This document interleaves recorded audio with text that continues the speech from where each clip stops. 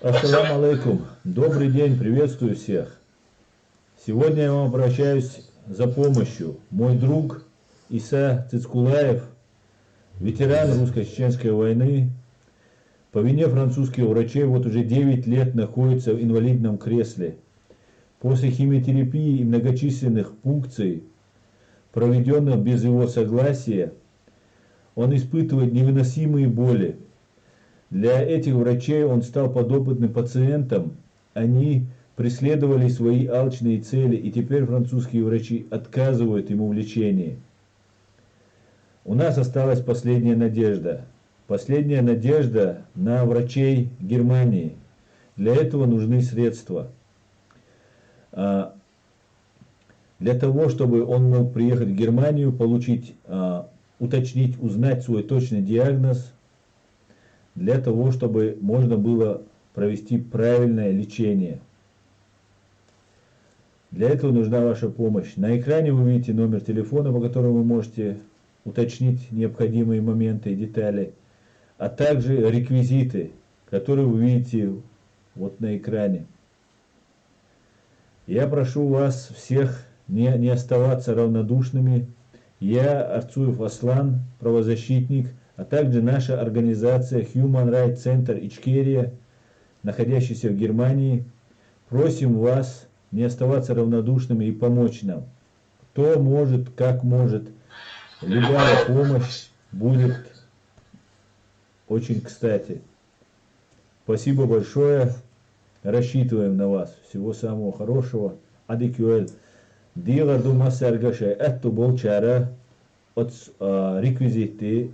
Шейк дылуш дыл цута гона осталлацер одар цута Аллах рейс хуйшун масарна дел рейс хуйшун дал массу мокш воч саган дал дарб дуэль дал ули юэль дел рейс хуй адикюэль. Ассалам алейкум, добрый вечер, приветствую всех. С вами снова я, Орти Аслан, на канале Реалити. Сегодня 27 ноября 2020 года, и мы обсудим сегодня очень много интересных вещей. По поводу вот предыдущего сейчас моего обращения, прошу оставаться неравнодушными, не оставаться равнодушными и помочь кто чем может. Исе Цицкулаеву. Спасибо всем. Сегодня для того, чтобы сейчас обсуждать все вот наши... Сейчас, одну минутку. Темы, основная тема, конечно, наша постоянная тема, это взрывы домов. Взрывы домов в Москве, в Буйнакске, в Волгодонске. Также взрывы, другие террористические акты, которые проходили в тот год, 99-й год, когда из чеченцев лепились такие нелюди, которых нужно убивать, которых нужно преследовать, дискредитировать, оскорблять, сажать. Но все это было. И вот буквально 8 дней назад вышел фильм Пивоварова на его YouTube-канале, который мы сегодня постараемся подробно, я постараюсь вам подробно обсудить его. А так, сейчас перейдем к нашим традиционным приветствиям. Всех своих друзей, подписчиков, постоянных своих зрителей.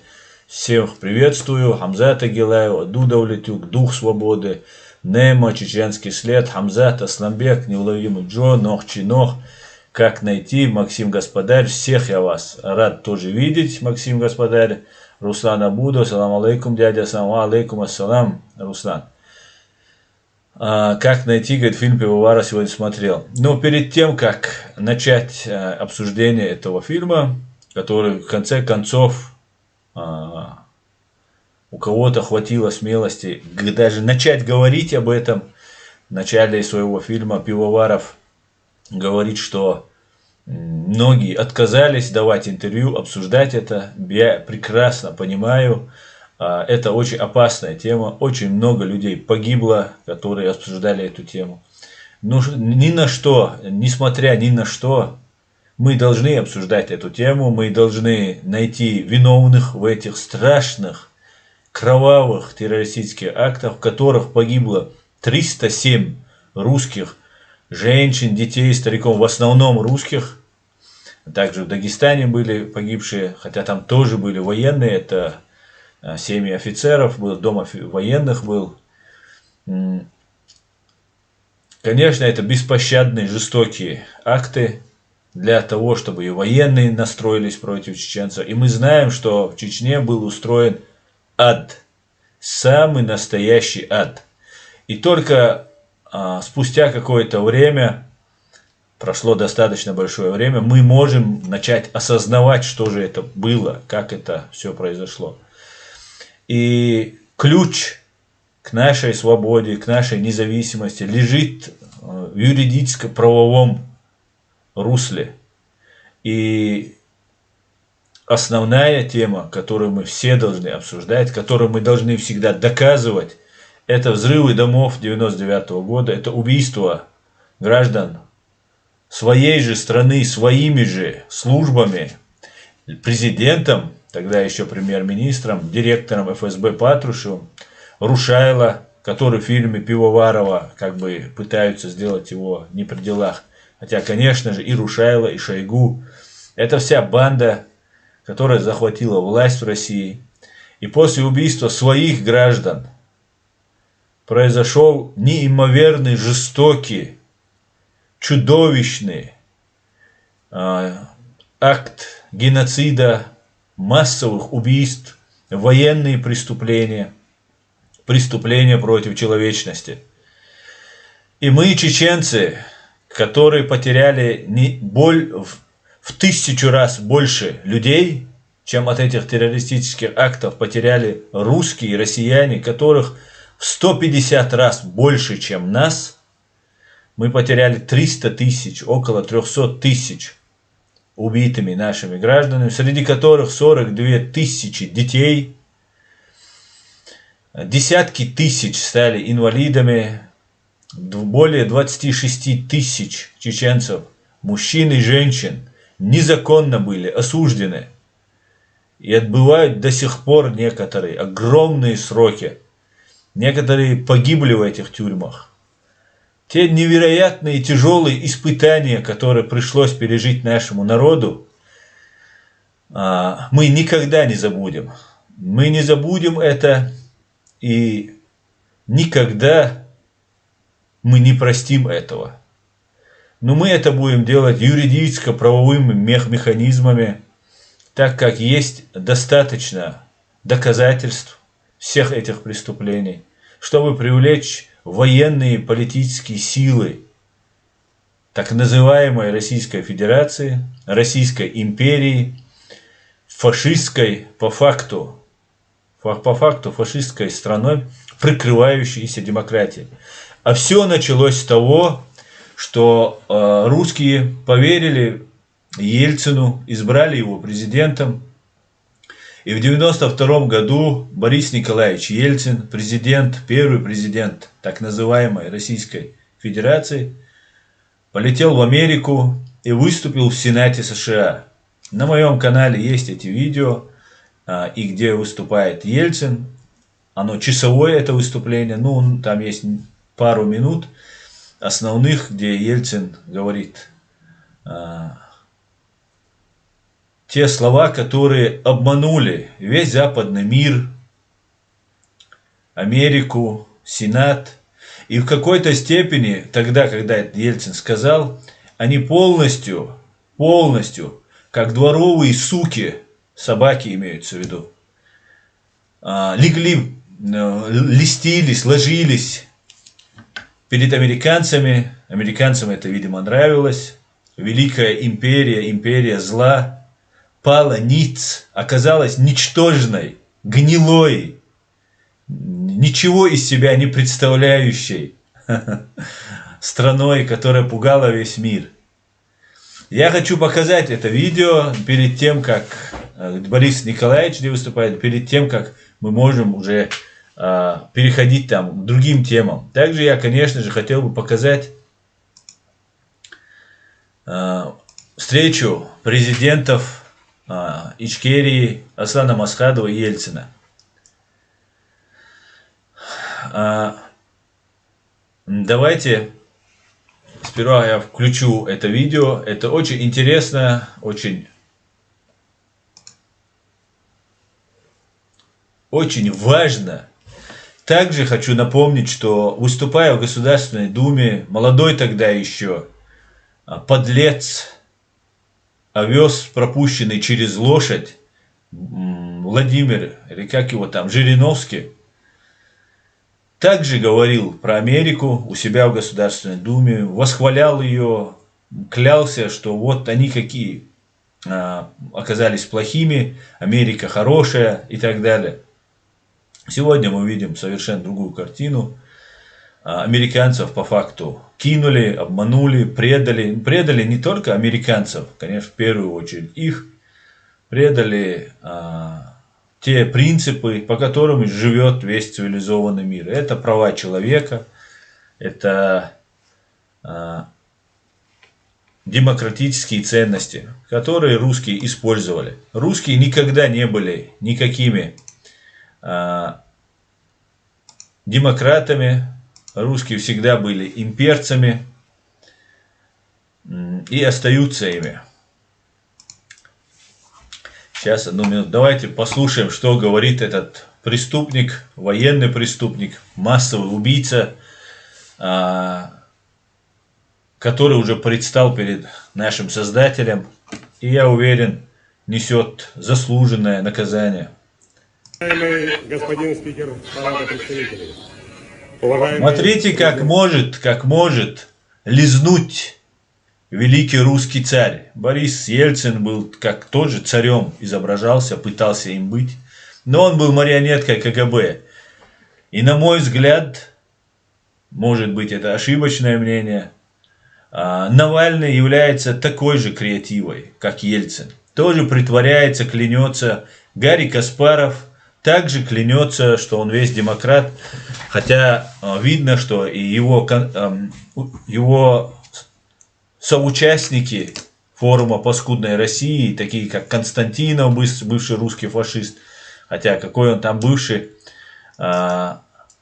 Тютрин, король шеста, как его называют, и другие люди, которые изображают из себя демократов, которые изображают из себя людей, которые ценят права человека, на самом деле таковыми не являются и ждут, пока Америка и Запад ослабят Россию, чтобы эта власть упала им в руки, и вот они там будут такие-сякие все при власти.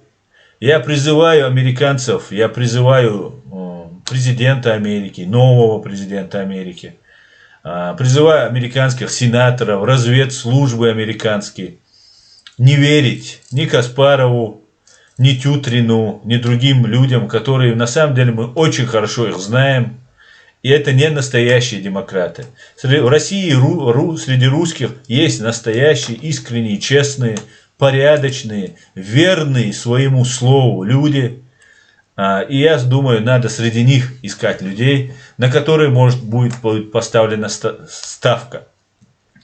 И я знаю, что русские, если будет честный и порядочный человек во главе, которых очень-очень мало, но они есть.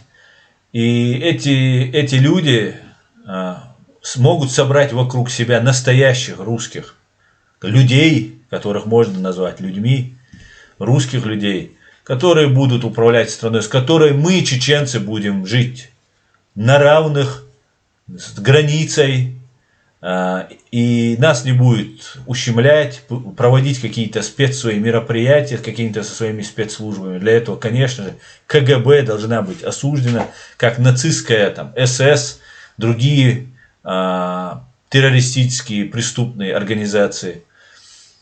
Поэтому это большая работа, которую предстоит сделать всему миру, без преувеличения, где должны быть задействованы огромные силы, честные, открытые, порядочные люди. Давайте послушаем.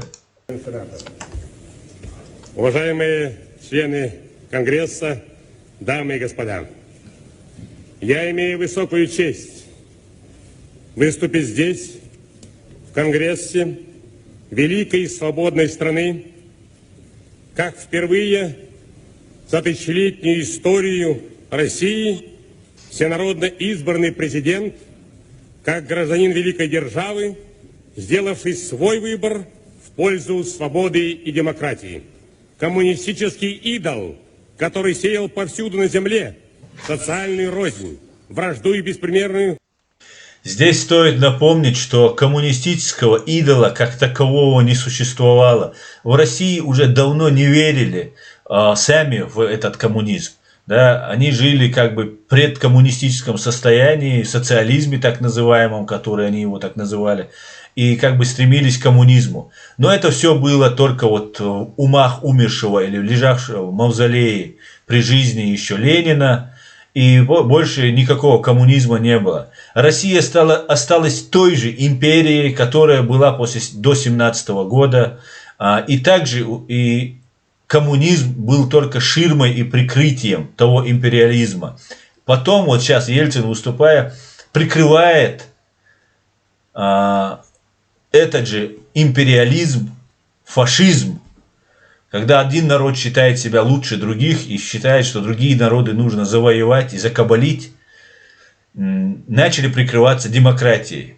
Что сейчас делают то же самое. Кох, который проживает тут в Германии, Ходорковский, который является мегавором и тоже агентом Гибни, комсомольцем, комсомольским вожаком, Гарри Каспаров и некоторые другие личности, которые пытаются из себя изображать демократов. Жестокость, который наводил страх на человеческое сообщество, рухнул навсегда. И я здесь для того, чтобы заверить вас, на нашей земле мы не дадим ему воскреснуть.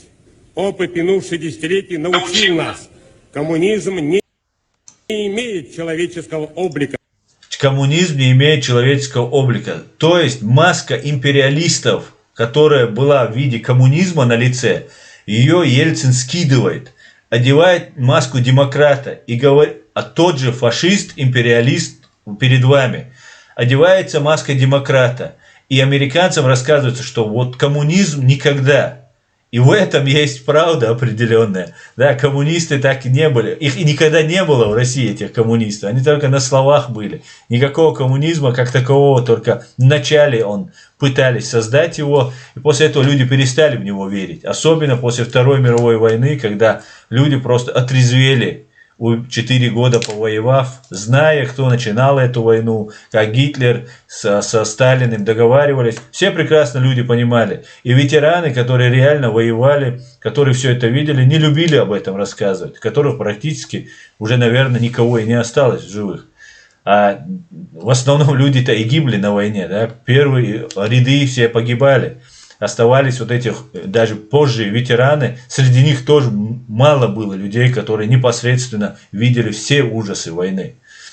И вот Ельцин нам рассказывает, скинув маску коммуниста, одев маску демократа, оставшись таким же империалистом, он обманывает Сенат США, американцев и весь цивилизованный мир. Свобода и коммунизм несовместимы. Мы чувствуем колоссальную ответственность за успех наших преобразований. Не только перед российским народом, но и перед гражданами Соединенных Штатов Америки, перед всем человечеством.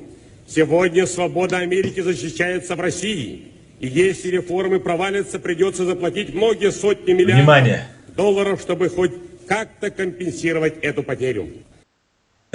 Он говорит, что если реформы провалятся, то придется заплатить многие миллиарды долларов для того, чтобы возместить вот эту потерю. И смотрите, о чем говорит в том числе. Это касается экспериментов с бактериологическим оружием. Известных теперь фактов по американским военнопленным. Речь в том числе идет о бактериологическом оружии. То есть Ельцин говорит, что если вот это все не взять под контроль, провести какие-то реформы, там, изменить все это, да, ядерное, бактериологическое оружие убрать, то это очень опасно. То есть он запугивает мир, одновременно показывая, я демократ, я такой хороший, но есть вот эта угроза, и ее надо решить.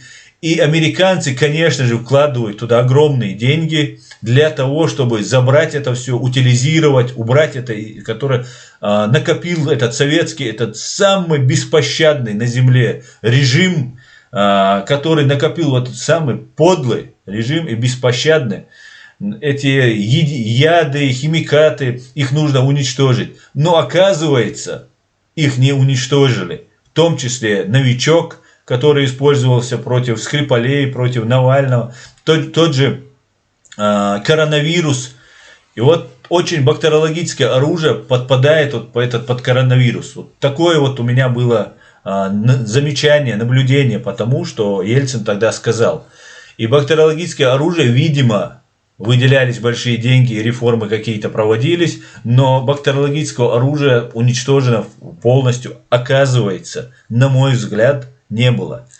Так как мы видим эпидемию коронавируса, с которой нам придется жить уже всю нашу жизнь, возможно. Он будет мутировать, как грипп, и будет дальше и дальше убивать людей. И тогда вспоминаются слова первого президента Чеченской Республики Джохара Дудаева, когда он сказал, что до невероятных размеров разрастется пожар, если их не остановить. Каждый дом придет этот страх. Это величайший человек, вот столько со временем, да, как отойти от горы на расстоянии, увидеть величие этой горы, этот размеры этой горы. Только тогда понимаешь, когда отойдя на расстояние. Я только сейчас понимаю, насколько мудрый и дальновидный великий человек был Джохар Дудаев, которого русские убили. Убили и только тогда согласились сесть за стол с нами переговоров. Убив огромное количество, больше 100 тысяч чеченского народа, только тогда стали... Я вам покажу в следующем сейчас роликом, как Ельцин с Масхадовым встречаются. Это тоже есть у меня на канале. Корейскому Боингу и многое другое. Этот перечень можно было бы продолжить. Открываются архивы КГБ и бывшего ЦК КПСС. Так и не открыли архивы КГБ. Мы приглашаем Соединенные Штаты и другие государства к сотрудничеству. Он не говорит открыты архивы КГБ. Это самое важное, что нужно было сделать тогда. Но он говорит, открываются. Они так и не открылись. Открылись там самые безобидные, там что-то там мелочь открыли. И все. И после этого и это закрыли. В расследовании этих темных страниц бывшей империи. Вот. Хотел бы закончить свое выступление словами из песни американского композитора российского происхождения Ирвина Берлина. Господи, благослови Америку. Что же можно сказать? Только присоединиться и сказать, Боже, храни Америку.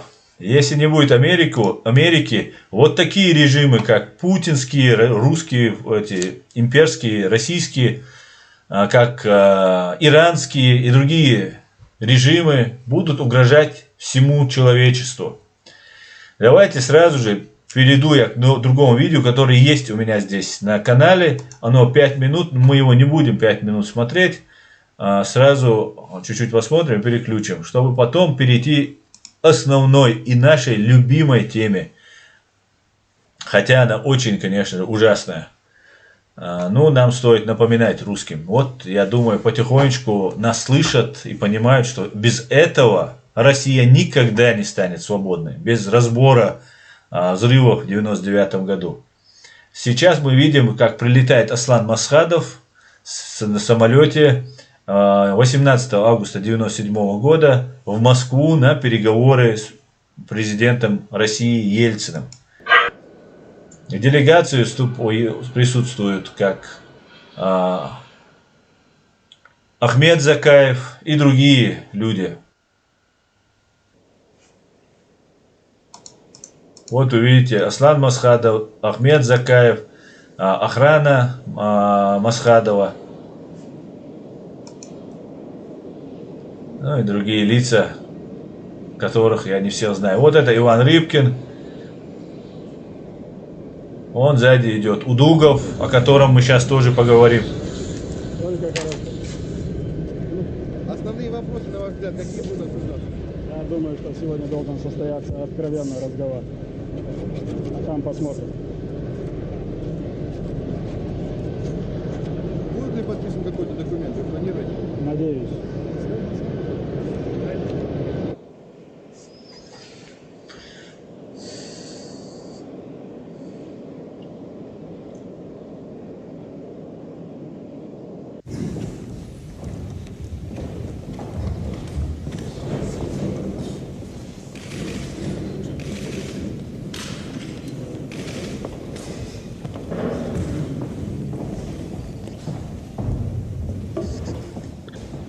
Ну вот все смотреть не будем. Но совместная экономика. Послушаем Асана Масхадова. Этого Борова мы уже слышали, вы можете посмотреть. Деловой, приятный. Хочется сказать, вот сейчас уже по истечению 20 лет, после этого больше 23 лет, президент Аслан Масхадов, избранный всенародно, честно, выборы, проведенные в Чечне под наблюдением сотен иностранных наблюдателей из разных стран, весь народ голосовал, люди, не успевшие проголосовать до закрытия избирательного участка, для них продолжал работать избирательный участок, не закрывались, да, даже после того, как уже настало время закрытия. И у этого человека, Аслана Масхадова, в 1997 году происходит это, и вот через 2-3 года русские нападут, они уже готовят этот план, даже когда они выводили войска, они уже готовились. И здесь идет обман, Ельцин обманывает. И наш президент, который погибнет через 8 лет, вынужден вести с ними переговоры. Но подлости России, подлости Русской империи нету вообще никакого предела. С глазом на глаз. Уважительный разговор, как отметил Борис Николаевич. Хватит воевать. Давайте дипломатию вперед. Что докажем народам России, народам Чечни, что можно дипломатическим путем решить эту проблему. И сегодня я думаю, что мы убедились в одном и сумели друг друга убедить, что у нас есть стратегический интерес. Стратегический интерес. Воевать легче, а решить проблему тяжелее. Да. Спасибо большое.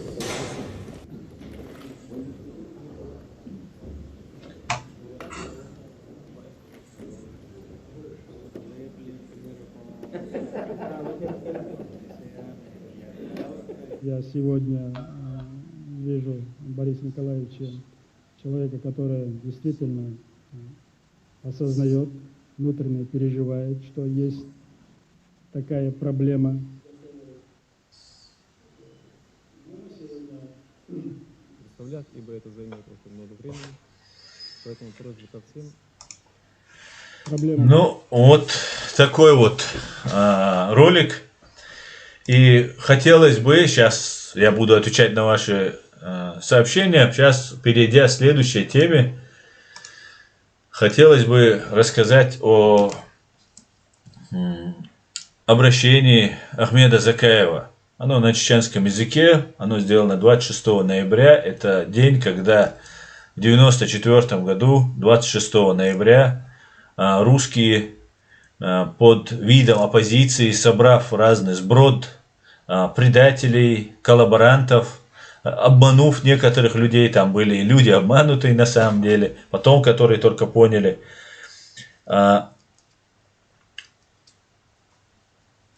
пошли на штурм нашей столицы для захвата и переворота, военный переворот хотели устроить. И Ахмед Закаев, вспоминая это, вот сейчас делает видеообращение. На этом видеообращении Ахмед Закаев называет две фамилии.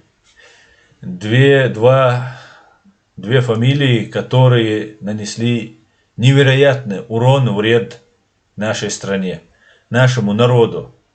Такой урон, вред, который никто никогда не наносил. Давайте послушаем пару минут вот, окончания Ахмеда Закаева. Он тут говорит, что Ичкерия есть, будет, и в этом нет ни малейшего сомнения у нас. Давайте послушаем Ахмеда Закаева, и потом можно будет перейти к вашим сообщениям. Вот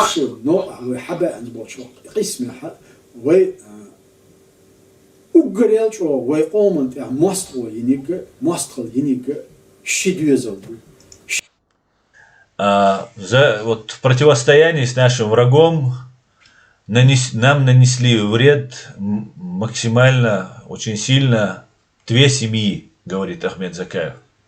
Две фамилии. Кадыров Арбу, Удугов Арбу. Это Кадыровы и, как вы слышали, Удуговы. Очень ценно, вакомент яинил, ирчу, вайтебен был бухом, вакомен юк ицартесен дол питан, вакам сисас да, вакам хыллак да, очень дюзло, от свой мостраш бин был эту, ва история иумдина, цан сатагуаца. Он говорит, тот урон и ту возможность нанести нам урон со стороны России, ту услугу, которую оказали вот эти две фамилии, за всю нашу историю такого никогда не было, чтобы вот так предать. У нас было очень много войн, много было ущерба. Но то, что они сделали, никогда никто не делал из нас. И у этого будет своя очередь, свое место, когда это будет перед людьми, перед соответствующими органами. Ну, это я уже так предполагаю, что он имеет в виду. Органами будет разобран этот весь жизненный путь вот этих двух фамилий.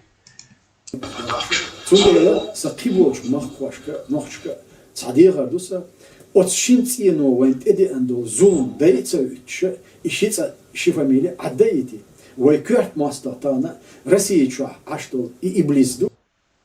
Он говорит, я обращаюсь к тем, кто рядом находится с этими людьми, с этими двумя фамилиями. Не берите их грех на душу, не становитесь соучастниками того, что сделали они.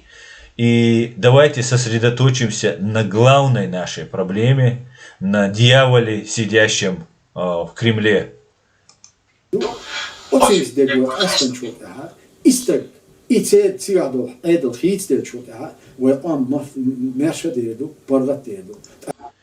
После того, как мы разберемся с этим дьяволом, ну, с этим человеком, который сидит в Кремле, после этого мы освободимся и станем свободными.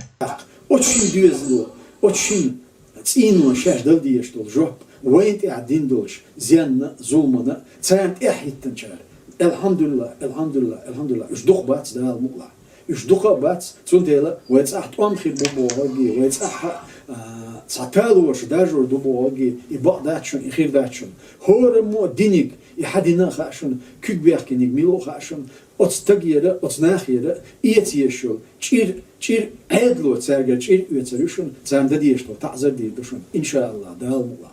От звездного ночь Аллах дал цахил, вешнук айвал цаал чарияш, $6 лойло. Амин, амин. Amma цаалла хириац, цаал чар уриац, вой долшдол хумана нис махадина инахан дадозиталац. Вой цундел яхкашун ишице, хундачер, очень ценится юзню таганваню, миллион шола, мил большвол, цакиетам цушиц арцбязбой, войнт эди анзулам zie, войнт один дол тазара, очень царцани, дезду, цундел билгал дехканвай. И цундела, вой и билгал дехкнила хуша, вой кидолшнахи, вой бяшпе кайкам бушун, хо карчман герг, вой данашун, шейн доцак, шейн те малислиш, шей чехцадендек, ай дае, шеш юга, отснахи, шеш цер синуаш баандоши, цер багмаш баандоши, шеш зулмана зенна юкма издейтлиш. От везганолч Аллах дал қиетам $6 лойлуэн, дал вайнук ирсаалч аюэл, везганолч Аллах дал вакам паргатту ақил. Ассаламу алейкум ва рахматуллахи та'ала ва баракатуху.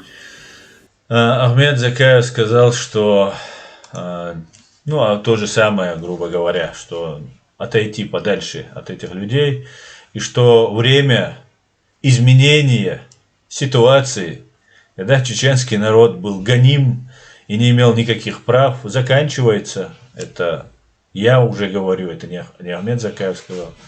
И настает время, когда мы, чеченцы, имеющие огромнейший потенциал, ядерный потенциал, который мы сейчас объединяемся, собираемся и возвращаем свои права вместе с нашей страной, которая незаконно, по всем законам, оккупирована И те люди, которые нанесли нам невероятно большой вред, нанесли нам совершили над нашим народом невероятно большие преступления, эти люди должны ответить по всей строгости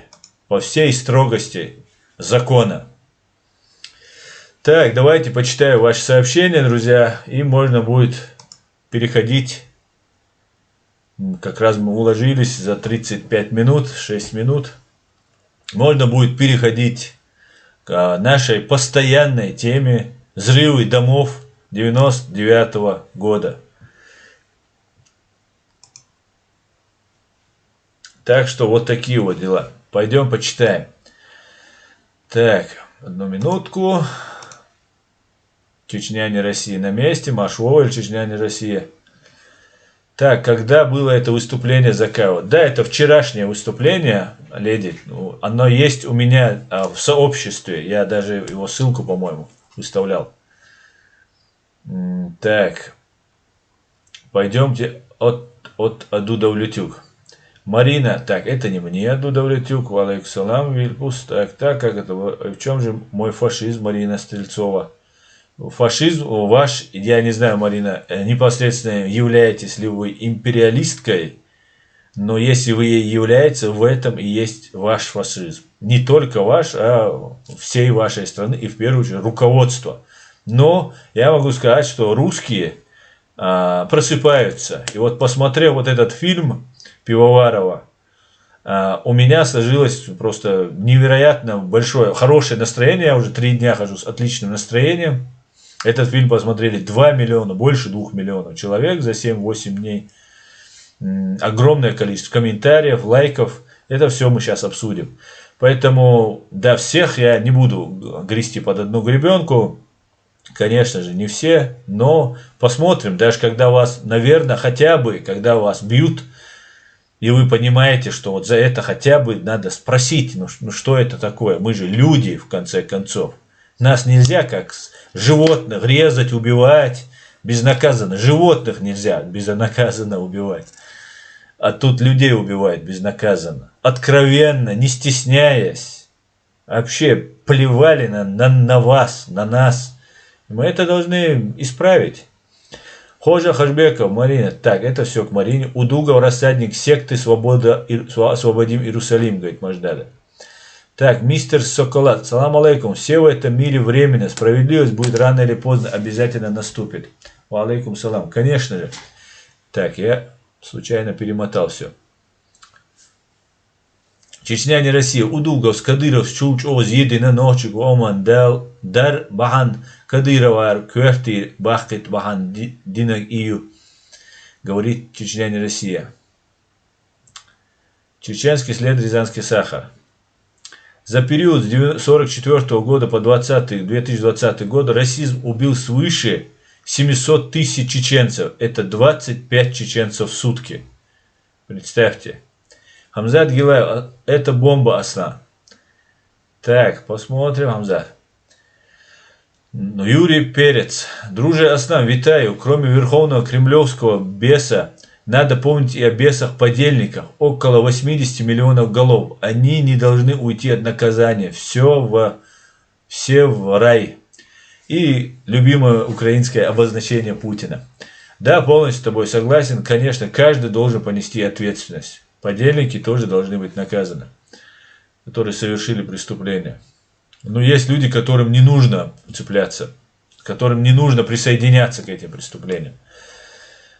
New Horizon. Что за фильм Пивоварова? Сейчас New Horizon обсудим. Аслан, у Цицулкулаева или его родных близких есть PayPal? Я не знаю, как найти. Я не знаю. Нет, по-моему. Маждата, почему-то Солнцеликий не захотел на себе испытывать вакцину. Да, он, мне кажется,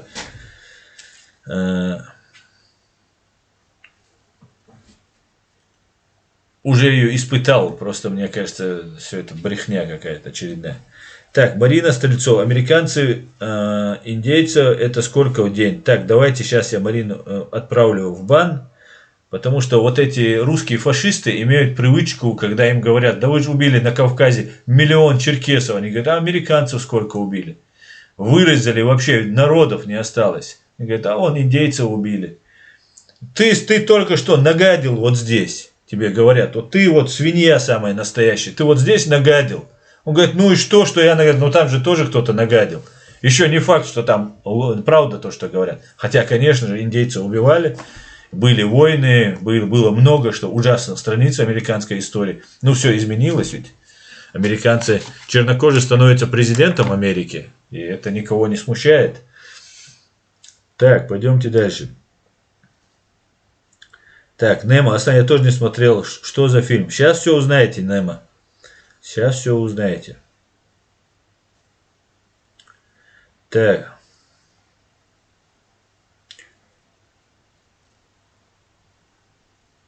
Салауди Саиду, Аслан, Марины, Наташи, Насти, Вани, Пети не могут, не умеют и не хотят жить без царя, без бояр. Да, есть такое. Но вы увидите, что не все так печально, скажем так. На самом деле, много очень. Вы должны посмотреть фильм. Я все сейчас скажу. Не будем забегать вперед. Я думаю, это займет... Фильм очень длинный. 2 часа. Я думаю, приготовьтесь. Будет очень интересно. Очень интересно, на самом деле. И самое главное, там комментарии. Они вообще бесподобны, которые там пишут. Эти комментарии набирают огромное количество лайков. И это меня радует, что русские живы, все понимают и есть надежда.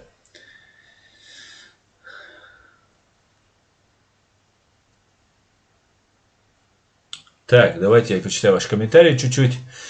Так, пойдемте. Пивоваров пытался этим фильмом оправдать ФСБшника, говорит Анзорино. Анзор, в какой-то степени я тоже так подумал. Я разозлился на Пивоварова. Пивоваров не сказал бы я, что особо защищал чеченцев, когда был геноцид. Но у меня был свой критерий. Если хотя бы они нас не обливают этой грязью, не участвуют вот в этой травле, которая невероятно сильно была по всей России, да и по всему миру, сейчас мы ее видим. Я тогда... Пишут эти комментарии? Я вот Пивоварова занес в список адекватных, которые так не поступали, людей, которые нас не обвиняли во всех смертных грехах. И я жил в России, я знаю, насколько трудно там говорить конкретные вещи. Если за вами не стоит там КГБ, ФСБ, и вам разрешают это говорить. Если вы свободный, независимый человек и начинаете говорить об этом, и вы должны говорить всю правду. А вся правда — это смертельно опасно в России. И Пивоваров, как в советское время, помните, какие-нибудь фильмы ставились с подтекстом? И в начале своего ролика он говорит, что многие отказались, потому что тема стрёмная. Это тоже о многом говорит. Это очень важно. Люди боятся. Он говорит, никогда не было столько у меня отказов, потому что тема очень стрёмная. И вот почему. Есть такая версия. Поэтому я лично для себя Пивоварова, которого я еще, когда просматривал этот фильм, занес в список неблагонадежных, вернул его обратно, потому что знаю, что там очень трудно говорить правду, настоящую правду. Но это смелость, которую он проявил. Я считаю, что фильм отличный. И Пивоваров со своей командой проявили смелость. И я надеюсь, что у них все будет хорошо. Не знаю, какая у него позиция по Чеченской Республике Ичкерия, дает ли он империалист он или нет, потому что он об этом не высказывался. Но вот в этом конкретном случае я считаю, что он сделал отличную работу. Все очень трудно на самом деле, господа. Все очень трудно. Здесь, в Европе, небезопасно об этом говорить. А говорить в России это очень... Я заслуживаю уважения. Хотя бы так. Он не все сказал, друзья. У меня есть вещи, которые я вам буду говорить. Он многие вещи не сказал, которые нужно было сказать. Но вот такая вот ситуация. Что имеем, то имеем. Так. Аслан, помню, вы призывали Украину принять резолюцию по геноциду чеченцев времен СССР, но парламент Украины не проявил инициативу, а Франция признала резолюцию по Арцаху. Ваш взгляд на это, говорит Хожа Хажабекова. ну, это отдельная история, которую нужно обсуждать, да, отдельная тема, которую нужно обсуждать. Конечно же, у меня отрицательный взгляд на то, что украинцы, парламент Украины отправил куда-то на доработку наш документ еще давно, и никто его не рассматривает. Ну, это говорит о том, что Украина, отдельные люди в парламенте Украины, в Раде, не до конца борются с Россией, не по-настоящему борются с Россией. Они по-настоящему бороться, и там проявлять саботаж, это смертельно опасно для украинского государства. Такие люди близко не должны подходить к власти в это время, в это тяжелое время.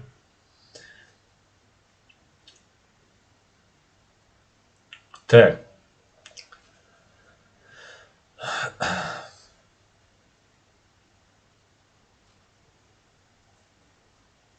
Микола Блажевский, скажите, будь ласка, як вы думаете про Сашку Белого? У меня на Ичкерия Лайв есть видео, про где там Сашко Белый в Чечне воюет у нас за нас. Конечно же, это был герой, он был награжден высшей степенью чеченского государства, честь нации Сашка Белый является. И если он заслужил такую награду, я считаю, что я должен также относиться, как относились наше государство к этому. Сашко Белый – честь нации чеченского народа. Да упокоит Господь его душу, который был убит. Так, как найти, Аслан, как ты знаешь пожилого блогера Карачаеца Адама? Он говорит, что один из обвиняемых во взрывах его родственник, и что он умер за 3 года до тех событий, и что он, как найти, говорит. Я знаю Адама, конечно, я его знаю, мы с ним общались, но вот на эту тему мы с ним не общались.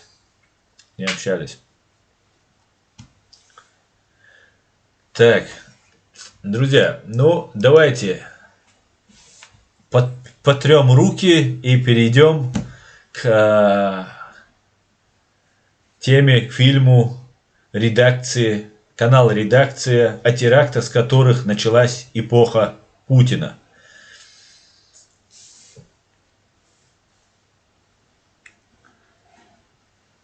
Эпоха Путина и фильм Алексея Пивоварова.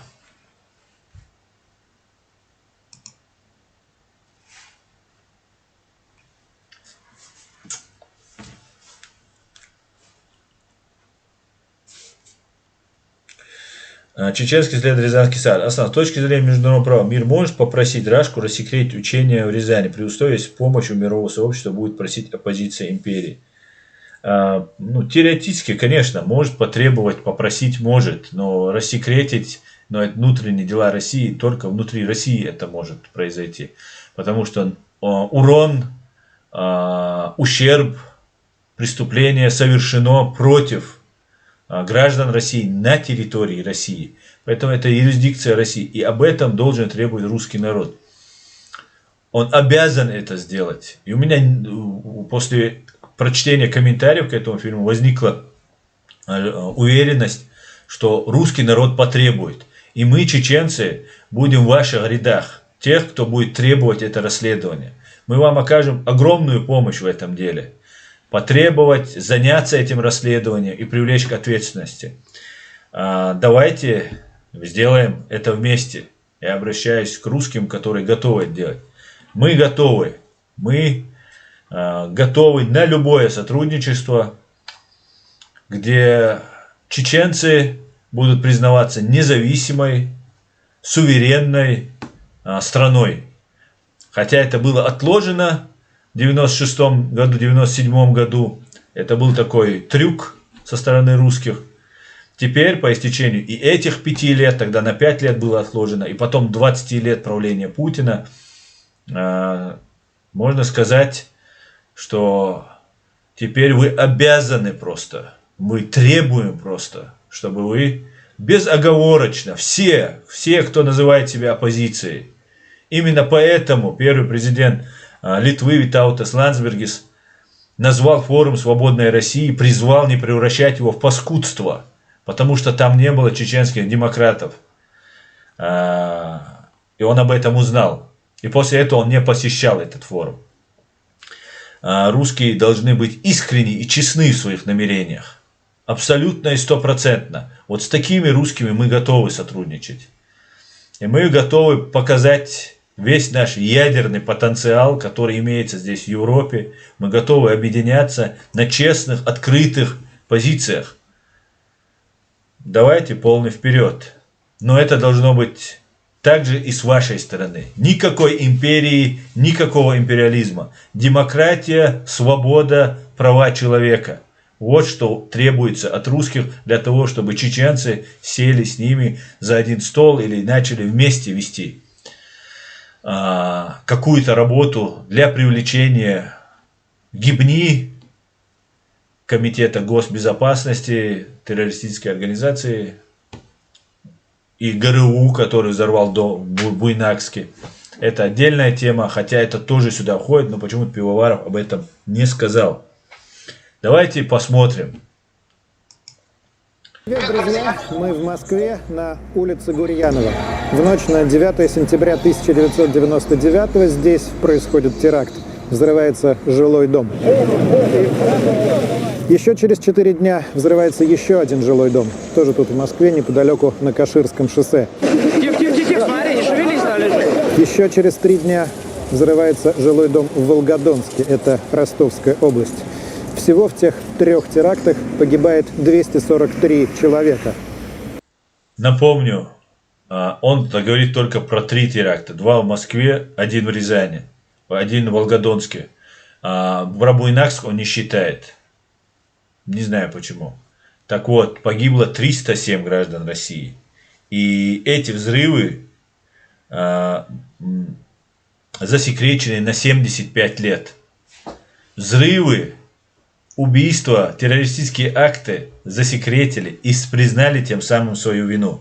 Взрывы дома Буйнакский расследуют отдельно, так как чеченцы задержали и допросили исполнителей, русских сотрудников ГРУ. И об этом была информация. Поэтому отдельное производство было от этого дела, чтобы нельзя было пристегнуть тот допрос ГРУшников, которые провели чеченцы, тех, которые взрывали дома в Буйнакске, своих коллег военных. Для этого не было. И потом Рязанский сахар, учения в Рязани также не пристегнули, как говорится, да, как этим 3 взрывам, 4 взрывам, которые произошли до учений, так называемых, в Рязани. Давайте смотреть. Здесь большая работа для юристов, которую придется очень кропотливо долго вести, но фактов огромное количество, и это очень интересное дело, которое обязательно должно быть расследовано и поставлено судебным приговором. Точка в этом деле. Так и никак иначе. Такие теракты в 99-м происходят с пугающей регулярностью. Незадолго до этих взрывов была похожая атака в Буйнакске, до этого взрыв на Манежной площади в Москве, но именно 3 взрыва на Гурьянова, на Каширке и в Волгодонске будут объединены в одно производство, которое войдет в историю под неофициальным названием «Дело о взрывах домов». Я хорошо помню те дни, в каком нервическом напряжении жила столица и другие города. Если цель террориста – посеять панику, то, пожалуй, ни разу в новейшей истории террористы так к своей цели не были близки. Ну, потому что большинство из нас живет или жило в таких многоэтажках, как те, что были взорваны. Тогда действительно все почувствовали себя под угрозой. Но в памяти остался и другой страх. Ни разу за историю нашего проекта мы не получали такое количество отказов в интервью. И знаете, ни разу до этого мне столько раз не говорили, что тема стрёмная. И давайте честно скажем, почему. Потому что есть популярная версия, согласно которой эти взрывы организованы ФСБ, чтобы получить предлог для начала Второй Чеченской войны и привести к власти Владимира Путина. Возникла эта теория не из-за тех взрывов, что прогремели, а из-за того, который не произошел в том же сентябре в городе Рязани.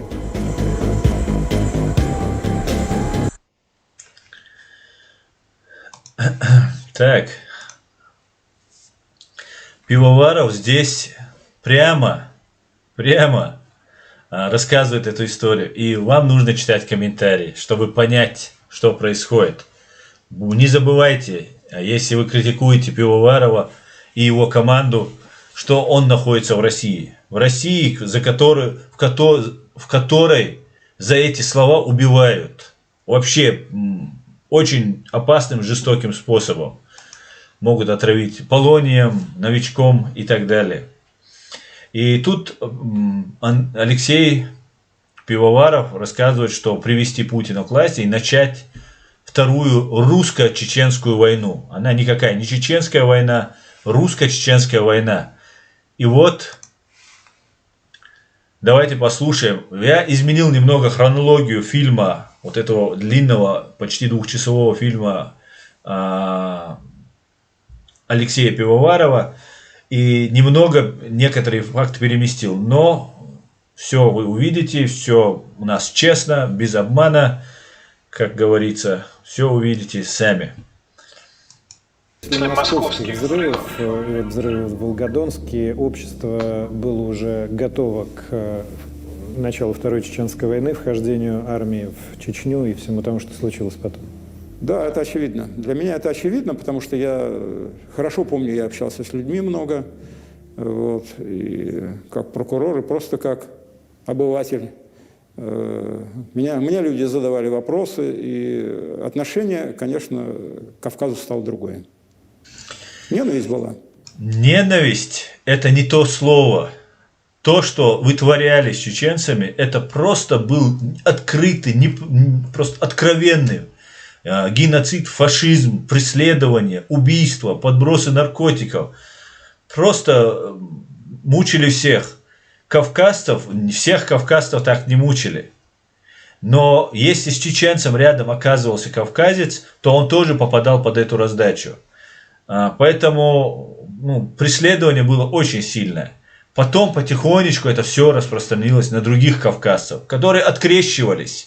Находясь в русских компаниях, всегда говорят, не, мы чеченцы плохие. Это был просто ад на самом деле. Сейчас ты понимаешь, что они вытворяли с нами. Это было психологически, морально, физически очень трудное время для чеченцев. Уже появилась ненависть, уже надо было людям объяснять, что, ребята, понимаете... Не сильно объясняли, я вам скажу. Террористы, но не весь Кавказ террористы, не все же люди, которые родились оттуда. Там официальные лица, главные лица в России, которые воевали, разные Квашнины, генералы, прямо рассказывали, что нужно всех чеченцев от 12 лет убивать до 60 лет. Женщина, она потенциально родит террориста, ее тоже нужно убивать. Это открыто прямо говорилось. В Государственной Думе прокурор, генеральный прокурор России по приказу директора ФСБ Николая Патрушева официально заявил, что родственники тех, кто воюет против оккупации своей страны, борцов за свободу, хотя вот эта наша борьба за свободу потихоньку была изменена, подменена, и нас уже называли исламскими террористами, воюющими за халифат и так далее. Сами же, запутав вот это все, проведя вот эти все свои спецмероприятия, объявляли наших женщин, детей такими врагами за то, что ты сражаешься. Официально в Государственной Думе генеральный прокурор России по приказу директора Патрушева, у которого есть 2 сына, у которого есть огромные средства, миллиардер, министр один сельского хозяйства, другой там по нефти двигается. Вот эти люди будут миллиардерами, будут дальше жить, вот эти дети этих людей. А их папа призывал наших женщин, детей, из-за того, что кто-то воюет, преследовать, сажать. И кадыровцы, которые сейчас так называемые, ГРУ, кадыровцы, разные предатели, продолжают всего лишь ту традицию, ту практику, которую русские применяли. Причем в 2004 году, когда генеральный прокурор заявил об этом в Государственной Думе, это всего лишь было озвучивание. да, перевести это, как попытаться перевести это какое-то в юридическую плоскость. Хотя это невозможно, это противозаконно, оно противоречит всем принципам юриспруденции. Но до этого эта практика похищения родственников, как начиная от первых лиц, в том числе Джохара Дудаева родственников, заканчивая рядовыми нашими воинами, солдатами, ополченцами, их родственников, пытали, убивали, все, что могли, делали. Это просто было узаканивание.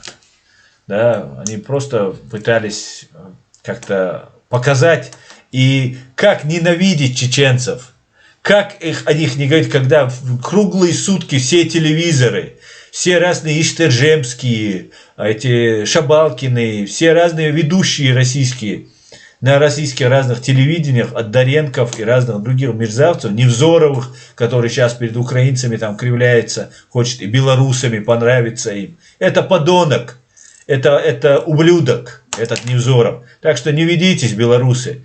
Вас хотят обхитрить, они хотят влезть в вашу душу, в вашу компанию, в ваш народ. Закройте им дорогу. Они не заслуживают этого. Ненависть была страшная. До сих пор на самом большом сайте по недвижимости сдать-снять cian.ru вы спокойно найдете объявление, где не сдают русские, только кавказцам не сдают, азиатам не сдают. Вот такие откровенно фашистские объявления по сдаче квартиры. И это, очевидно, всем известный факт. Россия не вылечилась от фашизма, от империализма. И этот империализм, фашизм, когда уничтожили твоих же граждан, твоя же власть, и ты это понимаешь. Но для того, чтобы сорвать эту свою злобу, вы отрывались на чеченцах, русские.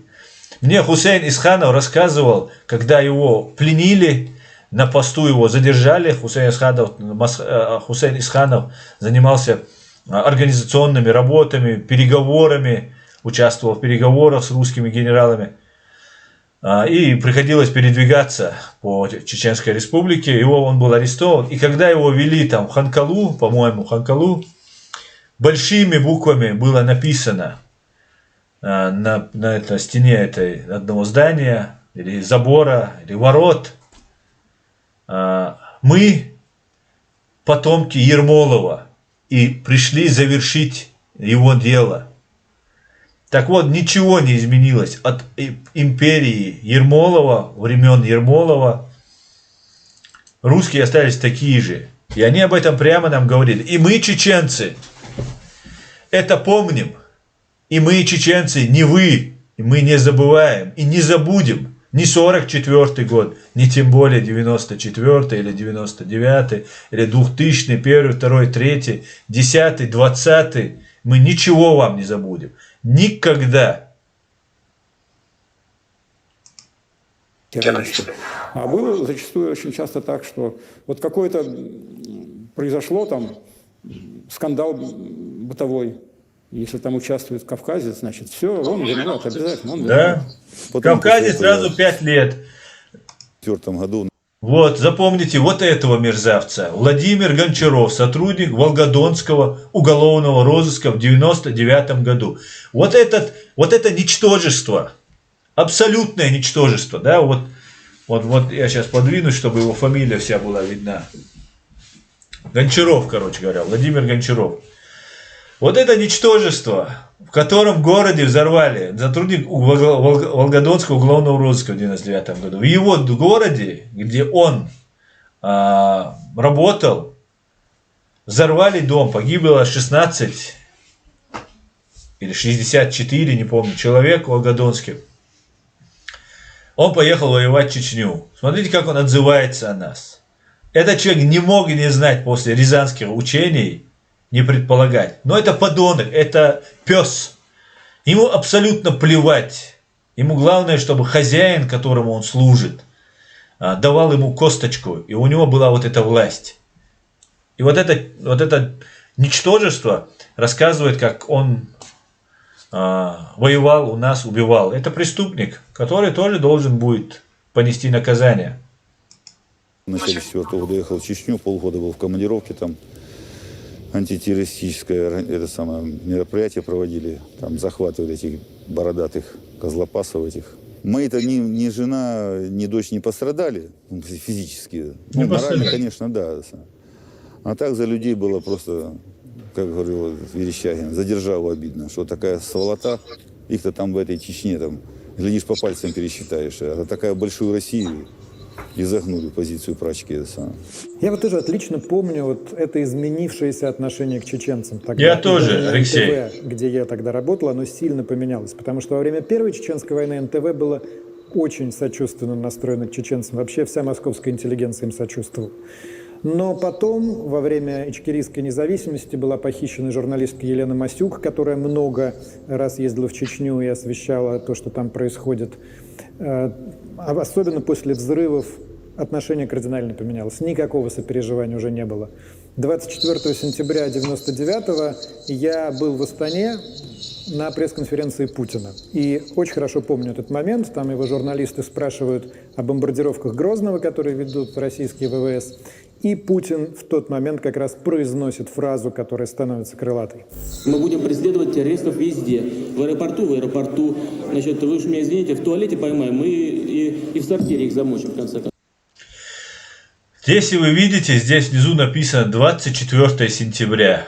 24 сентября военный преступник Владимир Путин, незаконно захвативший власть в России, призвал бомбить, уничтожать чеченцев. И 24 сентября начались массированные бомбардировки Чеченской республики, Ичкерия. Но за 2 дня до 24 сентября, 22 сентября, была попытка подрыва 5-го дома в городе Рязани по улице Новоселова, 14/16. Этот день можно смело назвать днем чекиста, 22 сентября, когда они полностью провалились и открыли свое истинное лицо. Тогда открылось это истинное лицо, о котором предупреждал Джохар Дудаев, о котором кричал чеченский народ, обливающийся потом и кровью, сражаясь вот с этими вурдалаками. 22 были обнаружены мешки в подвале дома Рязани. И 23 произошло задержание 2 сотрудников ФСБ. И 24 Путин начал бомбардировку. Взрывы домов по всей России прекратились.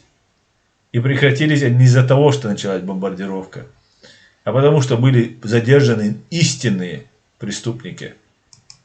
Все, вопрос закрыт окончательно. Нет, Володя, вопрос не закрыт окончательно. Поверь, этот вопрос мы будем поднимать снова и снова. Дальше хотелось бы напомнить слова Владимира Путина, которые он произнес 23 сентября, то есть после задержания террористов, то есть после обнаружения взрывчатки, и террористы уже должны быть вот-вот задержаны или уже задержаны. После обнаружения мешков в подвале дома в Рязани официальная пропаганда 2 дня трубила о предотвращении теракта. Днем 23 сентября Вести на РТР сообщили: взрывотехники муниципальной милиции провели предварительный анализ и подтвердили наличие гексогена. Сейчас содержимое мешков отправлено в московскую лабораторию ФСБ для получения точного заключения. Вечером федеральные телеканалы передали заявление Путина. Что касается событий в Рязани, я не думаю, что это какой-то прокол. Если эти мешки, в которых осталась взрывчатка, были замечены, это значит, что все-таки плюс хотя бы есть в том, что население реагирует правильно на события, которые сегодня происходят в стране. воспользуюсь вашими вопросами для того, чтобы поблагодарить население страны за это. Мы в неоплаченном долгу перед людьми и за то, что они не уберегли, кто погиб. За то, что не уберегли, кто погиб. И благодарны им за эту реакцию, которую мы наблюдаем. И эта реакция очень правильная. Никакой паники, никакого снисхождения бандитам. Это настрой на борьбу с ними до конца, до победы. Странное заявление, выходит дело, и Путин про учение ФСБ не знал. И говорит о том, что в мешках оказалась взрывчатка. При этом он не думает, что это прокол. Чей прокол он имеет в виду? Путин в Астане 24 сентября 1999 года, переводчик тщательно пытался перевести «мочить в сортире» на английский.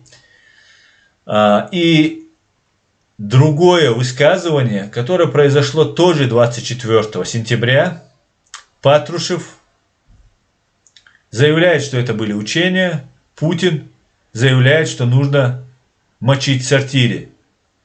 Президент России Владимир Путин является бенефициаром тех взрывов, заказчиком, организатором этих взрывов, заказчиком, так же, как и директор ФСБ Патрушев, который заявил, это не был взрыв, во-первых, во-вторых, не предотвращен, я думаю, не совсем четко сработали, это было учение, там был сахар.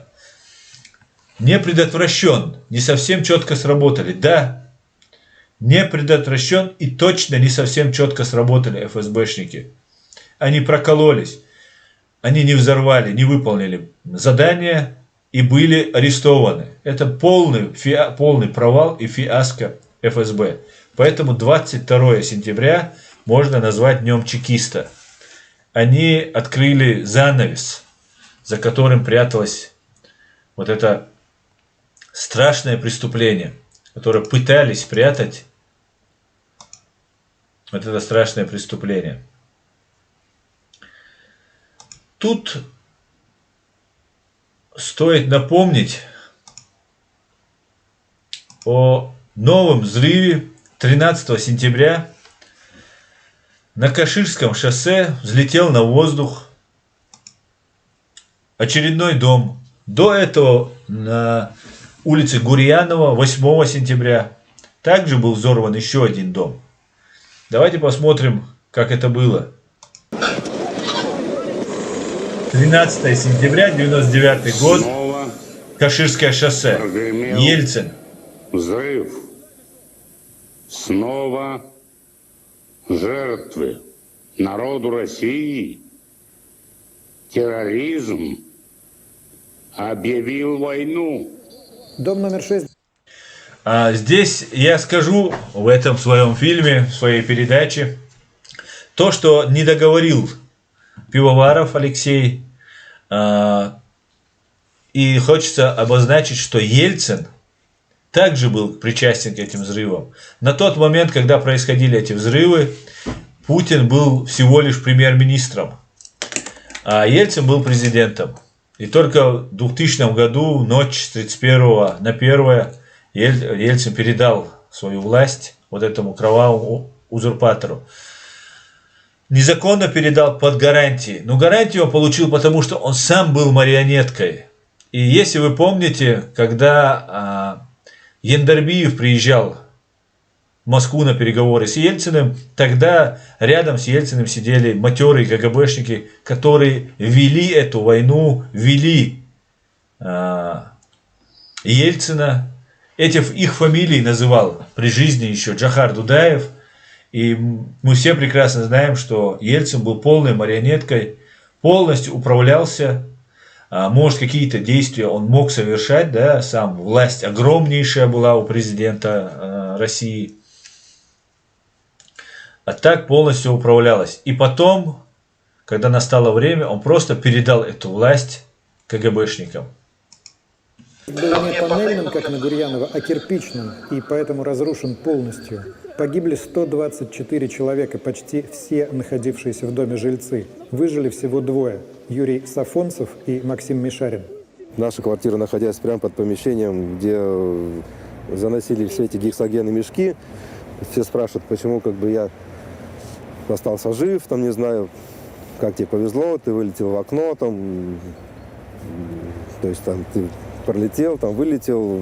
Такого на самом деле, такой вариант рассматривать бесполезно, потому что на самом деле было то, что взрывная волна подняла, там, можно сказать, дом с этой стороны, и над нашей квартирой, кажется, самый большой очаг этого всей взрывной волны.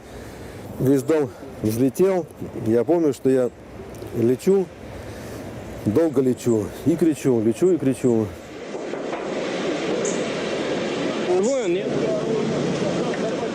Злополучно, не знали, это ужасная ночь с воскресенья на понедельник. И стало это роковой ночью, которая перевернула всю нашу жизнь, в которой я потерял родителей, Царство Небесное. И хоть и говорят, там вот ты родился в рубашке, это твой там второй день рождения, 13 сентября. Для меня это 13 сентября, конечно, тот день, та дата, которая навсегда останется достаточно темной, ужасной. Я выражаю искренние соболезнования вот этому человеку, всем тем родственникам погибших в этих взрывах. Это невероятное горе, невероятные страдания, которые пережили эти люди. Примите мои искренние соболезнования.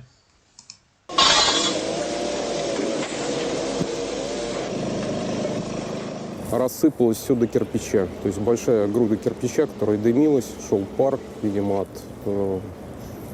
от воды, от тех коммуникаций, которые проходили в доме. Соседние дома в ужасающем состоянии, потому что при взрыве вот этого дома радиаторы отопления, я первое, на что обратил внимание, я никогда такого не видел. Радиаторы отопления, батареи домашние, они как снаряды разлетелись в соседние дома. И припаркованные автомобили. То есть там смотришь на автомобиль, внутри лежит батарея. Как она туда попала, непонятно. Окрестные деревья спиливают, чтобы было легче разбирать завалы. Когда мы прибыли на место, я увидел, что да, это тот самый дом, где жил мой дядя. Это брат моей матери. Вот. И, естественно, никакой информации на тот момент не было о том, жив он или не жив. Уже только к вечеру стало понятно, что есть, по-моему, двое выживших, и один из них как раз мой дядя. Вот под плитами слышатся стоны. Там живой человек. Ему делают инъекцию обезболивающего. Спецслужбы и правоохранительные органы практически не сомневаются, что взрыв этого дома на Каширском шоссе и взрыв дома в Печатниках совершила одна и та же группа. Единственный официальный документ, где внятно и последовательно изложены подробности подготовки взрывов 99-го, это приговор Адаму Декушеву и Юсуфу Крым-Шамхалову, вынесенный Московским городским судом в январе 2004-го. Процесс был закрыт, и мы о нем еще обязательно поговорим. И это процесс был закрыт, и это о многом говорит. Сегодня в выпуске. Самое резонансное преступление и процесс провели закрытым.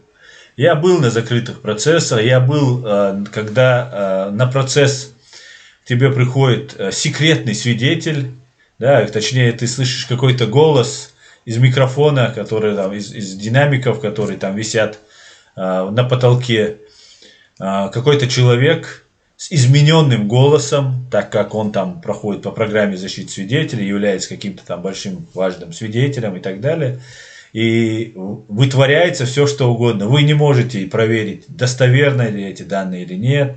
ФСБ их предоставляет, суд их принимает, и люди уезжают на огромные сроки. Просто то же самое сейчас, что творится сейчас с крымскими татарами. Я наблюдаю за этими их процессами, которые там происходят. Людям просто приводят какие-то секретные какие-то агенты. Это полный блеф, это полная ерунда, это обман, это незаконно. Эти люди приводят каких-то секретных агентов, они там дают какие-то показания. Сами же сотрудники, эти секретные агенты являются сами же сотрудники ФСБ, то что как они разговаривают даже. Когда вы им задаете вопрос, этому голосу, измененному голосу где-то, который в зале суда вы слышите. Вы задаете какой-то вопрос этому, он с издевкой вам может ответить там и так далее. Такой секретный агент, который хочет там задеть адвоката или того, кого судят.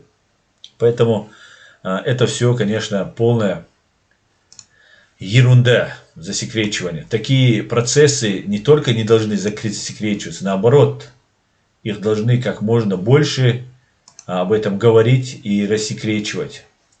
Но сейчас давайте перейдем, опять же, хронология моего этого вам показа этой передачи немножко изменена.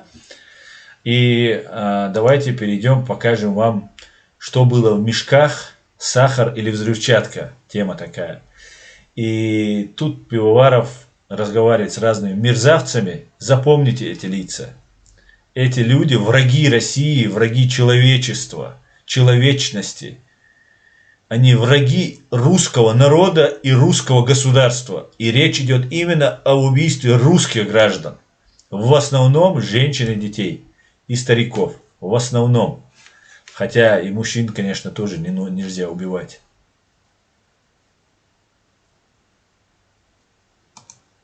Давайте послушаем. Сахар или взрывчатка? Нет, однозначно сахар. Однозначно сахар. Однозначно сахар. Это, так сказать... Вот, запомните, вот эту рожу, это Василий Ставицкий, начальник ЦОС ФСБ в 1999 году. Без сомнения, однозначно, этот человек был в курсе после точно рязанских событий. Да, группа, которая закладывала взрывчатку, ходила там по разным местам. Она, конечно же, действовала очень секретно, автономно. Только Патрушев там и другие лица только могли знать об этом. Но начальник ЦОС ФСБ, конечно же, мог курировать любую информацию, которая приходит. Он мог ее придержать, мог ее запустить по той команде, которая приходила ему сверху. Так, молчать, не суетиться, все нормально. Закрыли вопрос, спускаем на тормозах и так далее. И вот сейчас он говорит, однозначно сахар. Весь дом в Рязани, все люди в России убеждены, знают, что это был и далеко не сахар, кстати говоря. Вид этого мешка, который был обнаружен в Рязани, там он не был похож на сахар.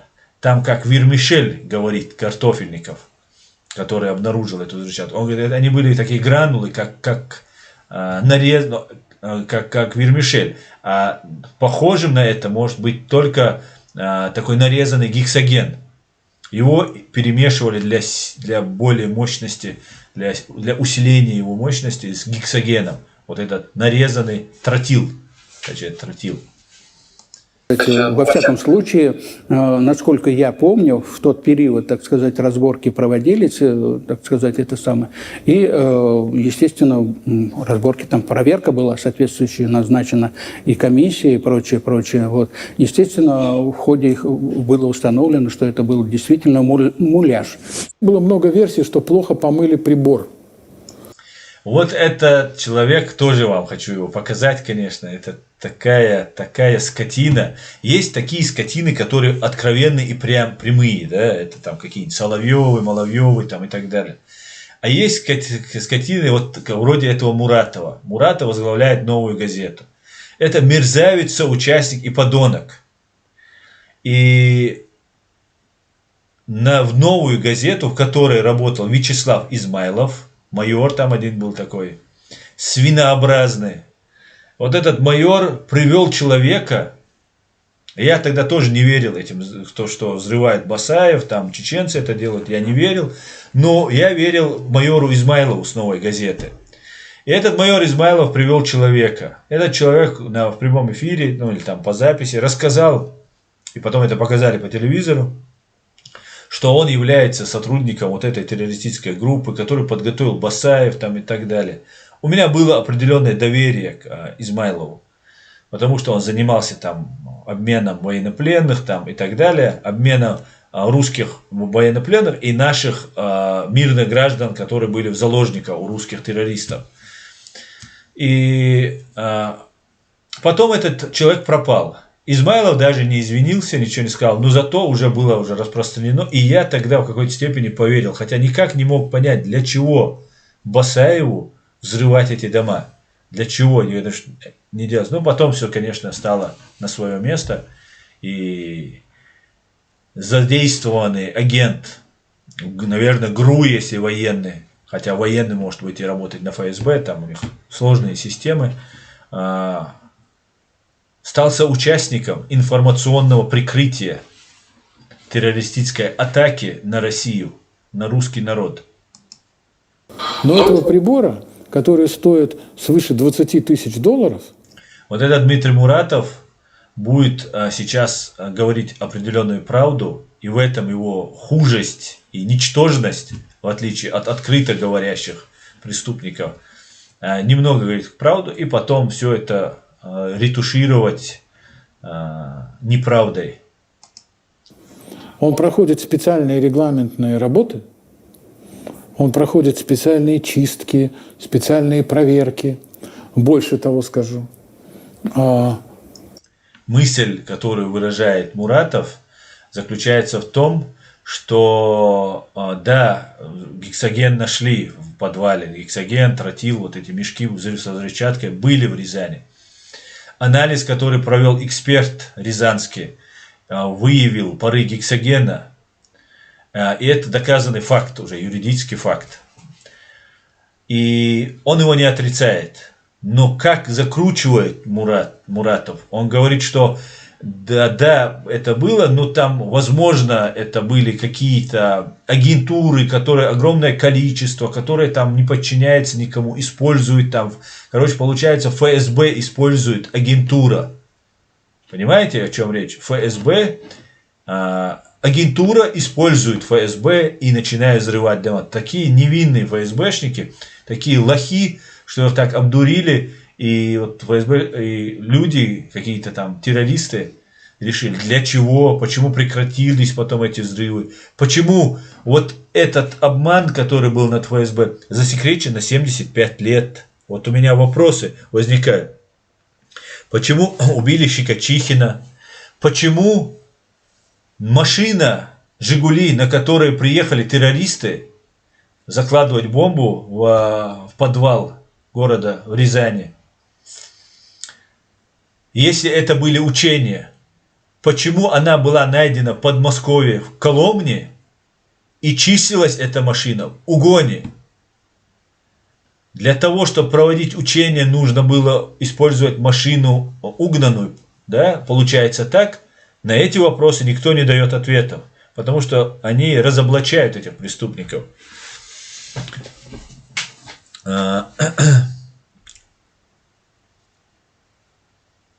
Как известно, после задержания террористов на следующий день начались бомбардировки Чеченской республики Ичкерия, многострадальной, бедной моей страны.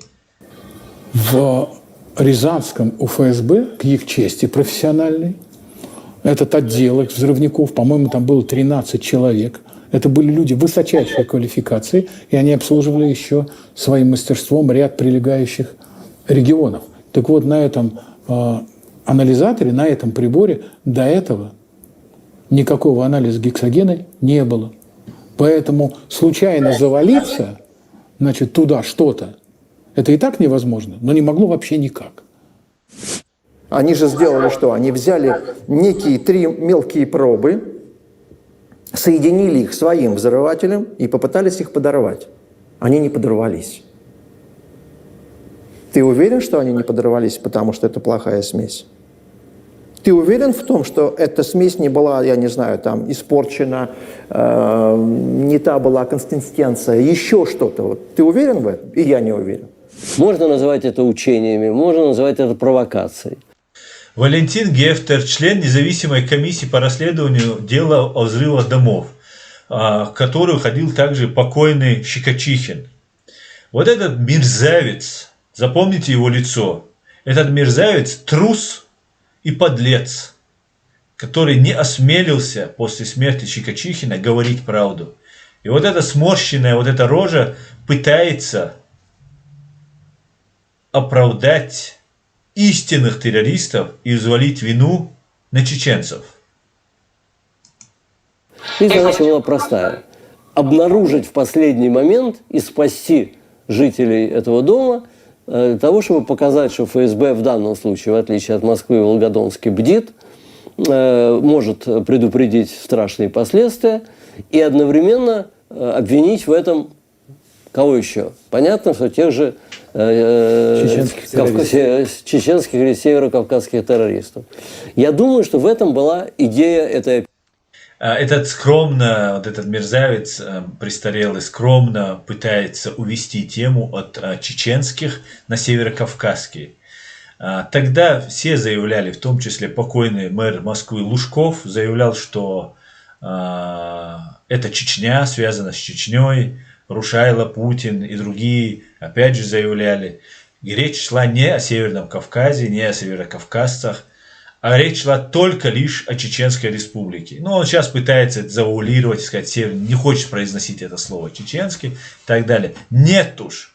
Именно геноцид чеченского народа, не северокавказских народов. Именно геноцид чеченского народа. Да, погибали другие граждане, другие национальности в нашей стране, но целенаправленно, взорвав свои дома, русские пошли устраивать геноцид, топить в крови чеченский народ.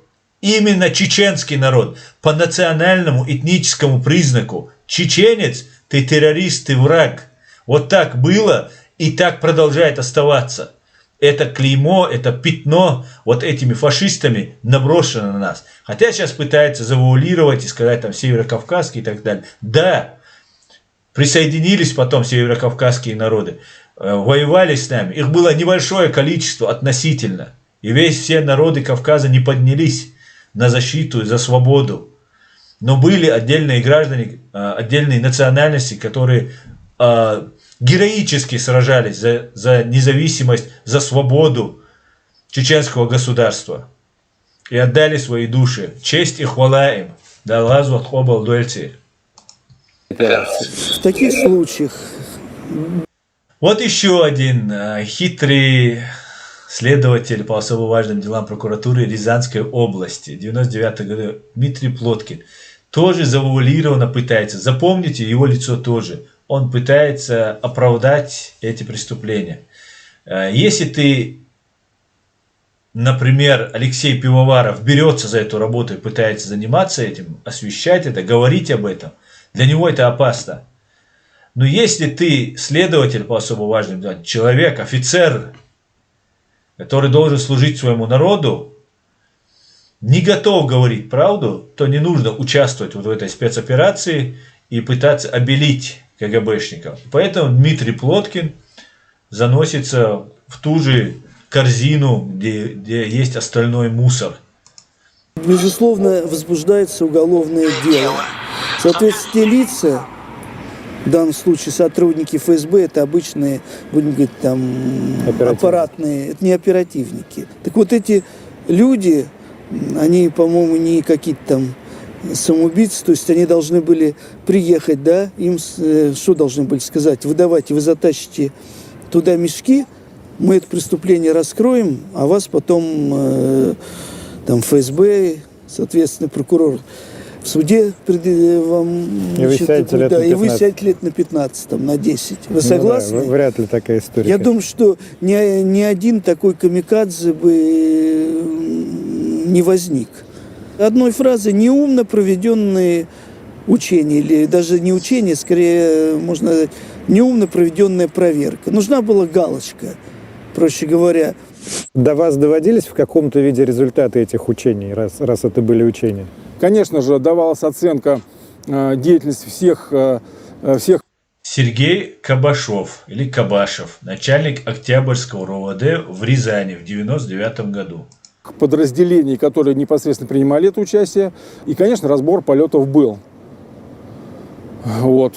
На одном из оперативных совещаний управления внутренних дел. Ну, оценка была там хорошо, отлично. Ну, безусловно, что оценка была не ниже удовлетворительно, будем так говорить. Вообще, как можно сейчас, так скажем, представить себе, каков этот моральный ущерб, каков материальный ущерб? Это Николай Николаев в программе «Независимое расследование. Рязанский сахар» на НТВ. Дальше вы услышите его речь. Это человек принципиальный и, на мой взгляд, в сегодняшнем положении отважный человек. ущерб. Прошло полгода с той поры. То, что Гусинский на тот момент находится в оппозиции к Путину, не значило, что тебе дают какие-то указания, в каком ключе делать эту программу. Абсолютно. Нет.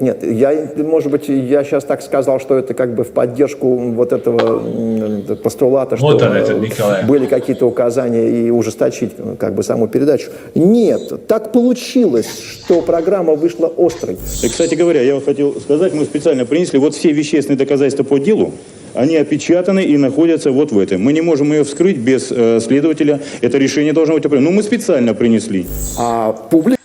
Этот мешок, который он показал, его засекретили.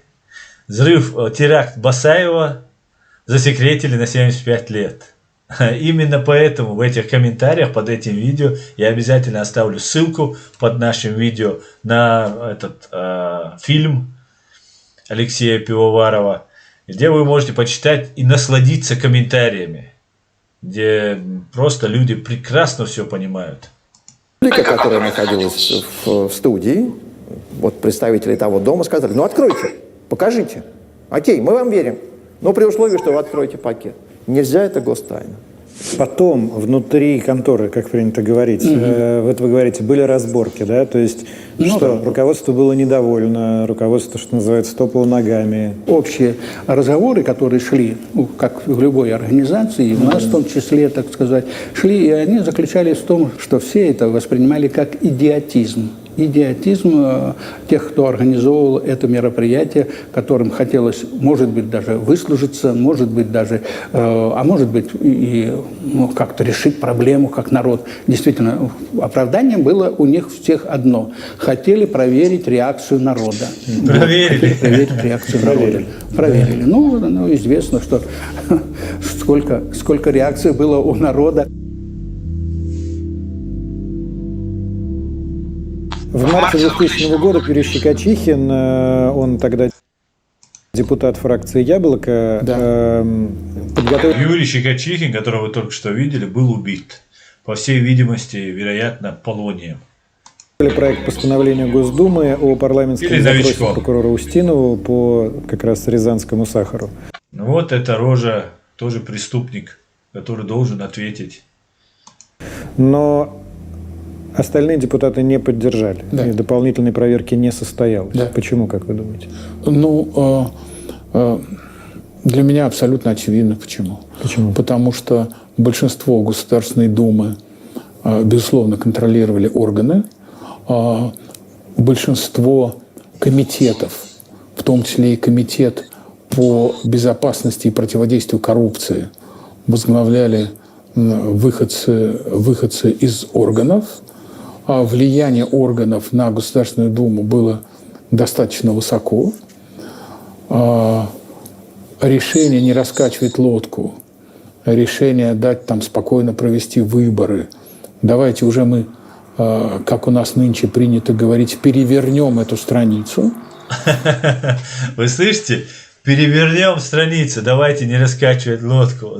Прекрасно все понимает Муратов, сам уже открыто говорит. Но вот изворачивается, говорит, нет, это не они. Нет, это не ими. Из-за этой трусости, из-за этой ничтожной, слабой позиции, таких людей, которые вот... «Новая газета» имела большой авторитет, особенно когда там работала Анна Политковская. Совладельцами «Новой газеты» являются Лебедев, генерал КГБ, ФСБ, и Горбачев, Михаил Сергеевич Горбачев. Именно совладелец «Новой газеты», сын которого сейчас в Лондоне стал, в Англии стал пэром каким-то, я не знаю, кто у них там он, какой-то дали ему медальку, назначили его каким-то пэром, сына генерала, владеет этой газетой пополам с Горбачевым, этот Лебедев. Этот Лебедев дал Навальному акции Аэрофлота, ввел его в совет директоров и дал там крупную какую-то там долю акций Аэрофлота. За то, что тот слил митинг 11-12 года и что не дал там свергнуть Путина. Я не знаю почему. Кто-то называет этого Навального агентом ЦРУ, кто-то называет его, я его считаю, агентом Кремля. Но так все запутано, что, как говорится, так просто не разберешься. Ну, давайте вернемся к Дмитрию Муратову. Оно возобладало. И разборках в конторе после инцидента в Рязани. Именно после рязанской истории версия про причастность ФСБ ко взрывам домов была, скажем так, институциализирована. Происходит это в 2002, когда выходит книга Юрия Фельштинского и Александра Литвиненко «ФСБ взрывает Россию». Юрий Фельштинский – это историк, иммигрант, он давно живет в США к тому моменту, а Александр Литвиненко, мы помним, его отравят в Лондоне в 2006, это бывший сотрудник КГБ, который перешел на службу к Березовскому. Вместе с Березовским он Наглая ложь. Наглейшая ложь Пивоварова, это, наверное, покойного, чтобы оскорбить, потому что Литвиненко считается предателем у них, но он не предал русский народ и Россию. Он предал банду, в которой он оказался и понял, что он не оказался. И он был абсолютно прав. Абсолютно. И он начал расследовать эти взрывы домов. Еще много что он делал. Да, он общался с Березовским, общался с иностранными спецслужбами, но у него другого выбора не было. Потому что он знал, что ФСБ стала снова той бандой, которой она была в 1937 году, которой она была раньше. Мы узнали о ней, конечно, чуть-чуть пораньше. Мы, чеченцы, имеем огромный опыт, знания, которые мы применим против этой фашистской организации. Приезжает в Лондон, и фактически у Березовского находится на содержании. Березовский в Англию уезжает в начале 2000-х, поссорившись с Путиным. И после выхода вот этой книги «ФСБ взрывает Россию» Березовский как раз становится одним из таких активных сторонников версии о причастности ФСБ и лично Путина ко взрывам домов. У Бориса Абрамовича Березовского, конечно, была своя картина мира. Его картина мира была стройной. В эту картину мира входило, что злодеи в погонах для того, чтобы прийти к власти, готовы пойти на любые преступления против народа. Это укладывалось в картину мира Березовского. Что говорил Литвиненко? В чем там правда, а в чем нет? Хамзат пишет, если даже вот эту одну и ту же передачу, если ты будешь вести, больше ничего и не надо. Это Бигфордов шнур, который идет под зад Путина. Да, я с тобой полностью согласен. И именно этим мы и занимаемся. Да, Мола. Так, теперь мы вернемся к мешкам.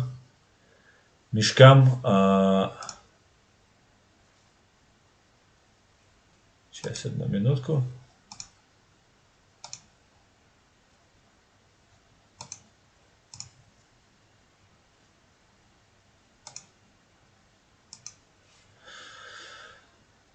Мешкам сахара в подвале Рязанского дома.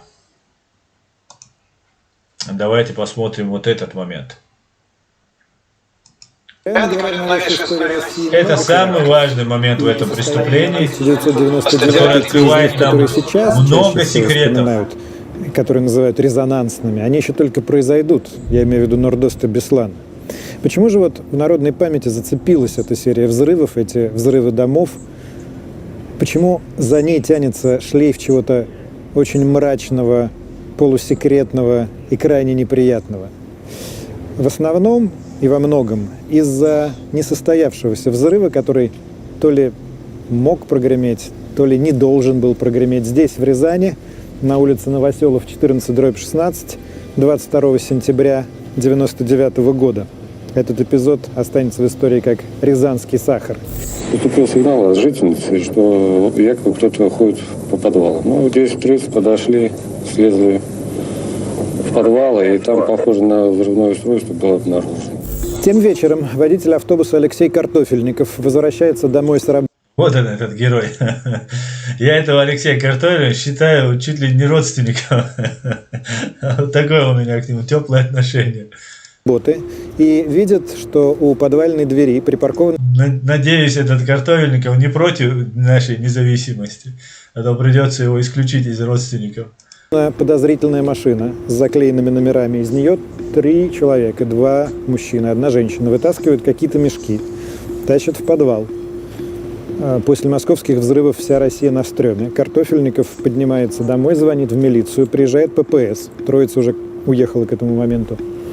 И находят эти мешки, на них сверху лежит взрыватель. Приезжают взрывотехники, проводят быстрый анализ с помощью газоанализатора. Говорят, что это гексоген. Весь город, конечно, тут же встает на уши. Вся милиция, все спецслужбы, все на улицах, все ищут эту троицу. Это продолжается 2 суток. Вот. Ну ладно. И через 2 дня один из них похож на Гиркина в Москве просто. неожиданно заявляет, что это были учения, и эти 3 были их люди.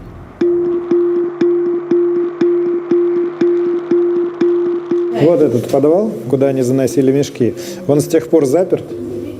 Я знаю, что милицейскому начальству объявили выговор потом за то, что подвал у них был не заперт, и посторонние смогли легко туда зайти, занести мешки.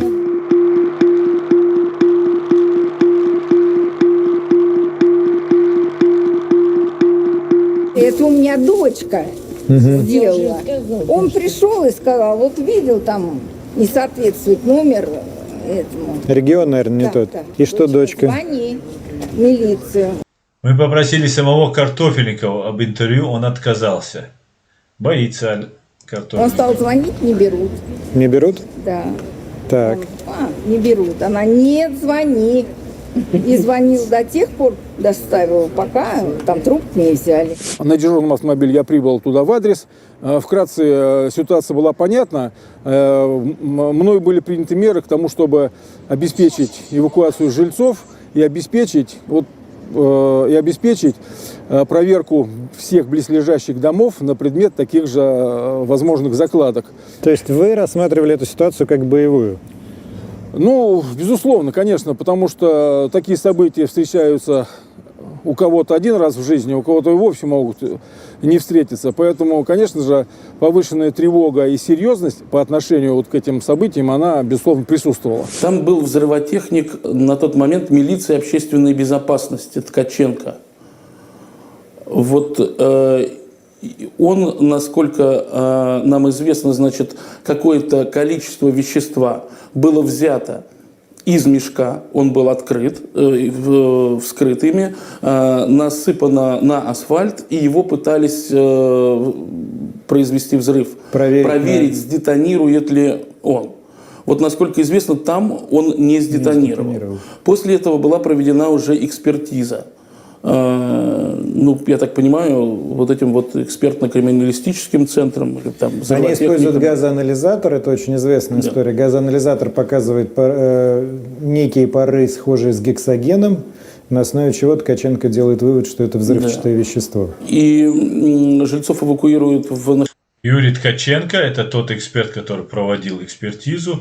А то, что вот этот журналист рассказывает, что какой-то взяли, пытались там его там детонировать или нет, это бред полный. Там достаточно любой там какой-нибудь ерунды, чтобы он не детонировал. Есть специальные приборы, которые определяют.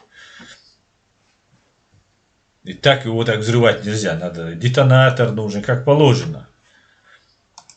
Находящиеся неподалеку. Юрий Ткаченко отказался от интервью. Эвакуировали не всех. То есть лежачие люди остались. Эксперт, который нашел. По крайней мере, об одной лежачей женщине мне точно известно. Все это время она находилась в этом доме. И когда где-то в половине 4-го в истерике пришла ее дочь и стала приставать к милиционерам, что у меня там находится моя мама, то ей сказали, ну все, мы все проверили, можешь заходить.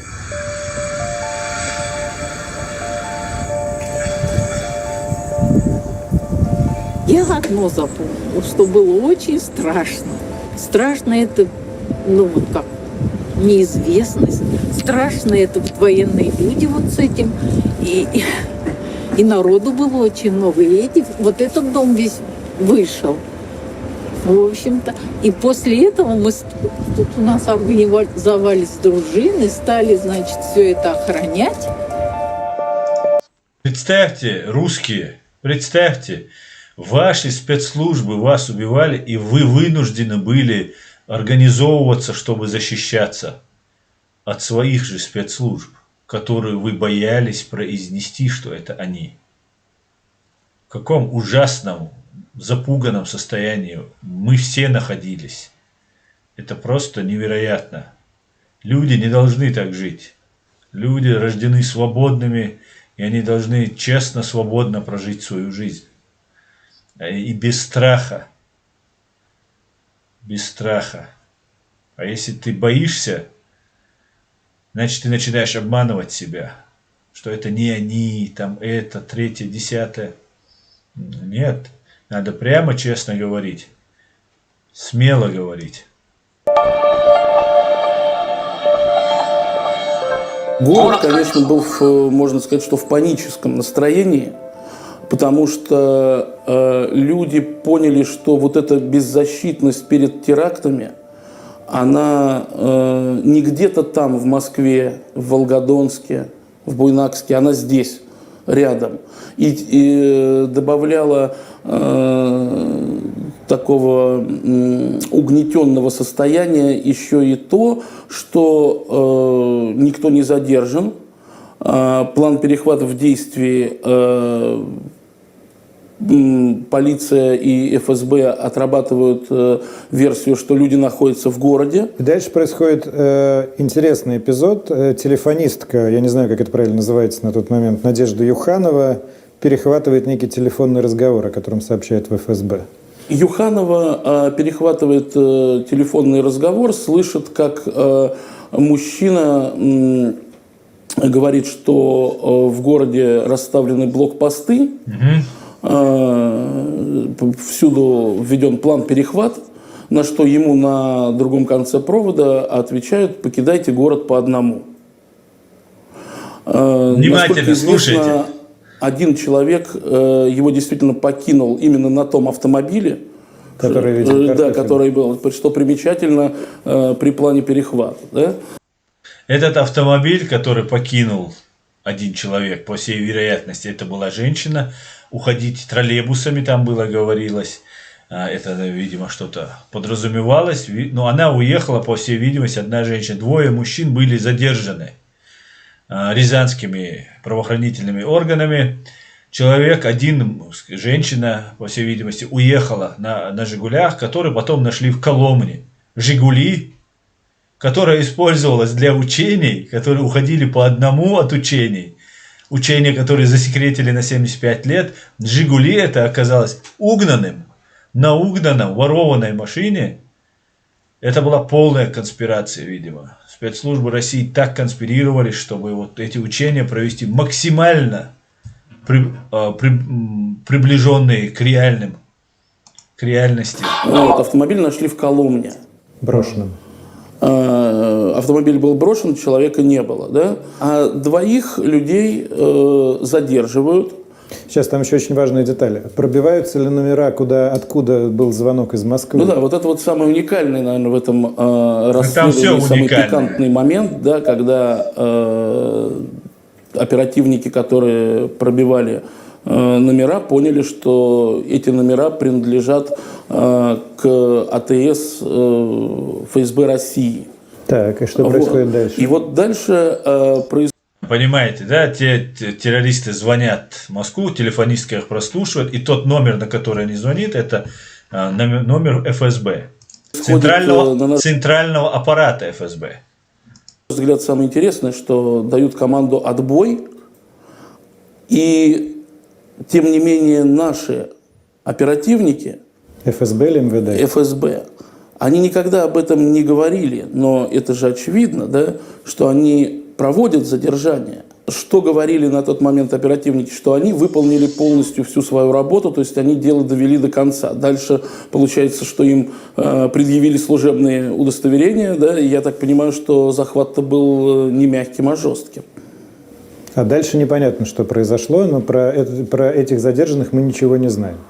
Ну, задержанные были отправлены в Москву, потому что они оказались неожиданно коллегами. Да, задерживают, и это факт, это делает честь рязанским оперативникам ФСБ, которые знали, что будут виновны, если упустят, скажут, как же вы их упустили. И если бы они не были бы задержаны, то там они крутили, вертели бы как угодно. Но они были задержаны. И это оказались сотрудники ФСБ, которые связывались с центральным аппаратом ФСБ в Москве. И только тогда Патрушев был вынужден сообщить, что это были учения, и это не сахар. Точнее, это сахар. И тогда Путин делает вот то заявление, которое я сейчас зачитывал. Бредовое вообще, непонятно, что он хочет этим сказать. Выражает благодарность жителям там, и так далее. И на второй день наносится массированный удар по Чеченской Республике. То есть после 23-го задерживают этих террористов из ФСБ, 24-го бедный многострадальный чеченский народ начинают засыпать бомбами и ракетами. Николаев Николай Владленович. Я работал руководителем программы «Независимое расследование» телеканала НТВ. 22 сентября объявлено о том, что в одном из домов в Рязани предотвращен теракт, что тоже должен был произойти взрыв. Да. И спустя 2 дня ты, как журналист НТВ, находишься на коллегии МВД, где присутствует Владимир Рушайло, на тот момент министр, и глава ФСБ Патрушев. Так точно. Значит, это была расширенная коллегия. Слово было предоставлено Рушайло, который не без пафоса сказал, что вот предотвращен террористический акт, молодцы, в общем, доблестно сработали. Есть положительные сдвиги. Об этом, в частности, свидетельствует вчерашнее предотвращение взрыва жилого дома в Рязани. Все уже, так сказать... Рушайло вынужден сообщить о предотвращении террористического акта, потому что его ведомство обнаружило взрывчатку, и он не может просто, да, ведомство должно объявить, какую-то информацию должен дать. Он объявляет. И вот в этот момент выбегает вот этот мерзавец Патрушев и заявляет, что это были учения. Хотя Патрушев является соучастником этого преступления, без сомнения, является министром МВД, не продолжает расследовать это дело и принимает участие в так называемой вот этой контртеррористической операции на Северном Кавказе, то есть в войне против чеченцев, вместе с Путиным, ездит, поддерживает, управляет, координирует, получает звезду героя. За что звезду героя? Получает сразу звезду героя. Как Жириновский, озвучивший вот этот, задавший вопрос Селезневу, почему за 3 дня до взрыва Волгодонский вы говорите, что Волгодонский дом взорвался, Жириновский получает место вице-председателя парламента Государственной Думы и до много лет, до 11-го, там, до какого-то года заседает в это. И ему вот дают такую косточку, чтобы он замолчал. Свои звезды дополнительно, вот, то есть все счастливы, все довольны, в общем, да, хорошо сработали. Это была благодарность в адрес всего милицейского корпуса. И я решил поймать Патрушева, что было крайне сложно. И я знал, куда они пойдут в перерыв. Начался перерыв. И, конечно, они пошли в столовую. Я знал там все маршруты на Житной. И я так встал, что я вроде бы возле охранников, но я вижу весь коридор, по которому идет вся эта, вот, так сказать, орда жаждущих поесть. И вижу Патрушева, который чуть поодаль от них идет. И я ему кричу: Николай Платонович, будьте любезны, там 2 слова для НТВ. И он совершенно как будто под гипнозом подходит и начинает со мной разговаривать. И я ему задаю вопросы, ну, вообще какие-то такие, не связанные с этим терактом. Я говорю, вообще, как прошла коллегия, вот что для вас... То есть ты не ожидал никакой сенсации? Я абсолютно не ожидал этого. И я говорю, а вообще, что для вас вот показалось тут интересным, неожиданным? Да нет, все хорошо, но вот единственное, только вот в Рязани не очень хорошо сработали. Я говорю, почему же наоборот, по-моему? Нет, ну это же были учения. Это не был взрыв, во-первых. во-вторых, не предотвращен, и думаю, что не совсем четко сработали. Это было учение, там был сахар. Посмотрите, русские люди, настоящие русские, посмотрите, это ваш враг, не я, не чеченский народ. Не взрывали вас и не убивали.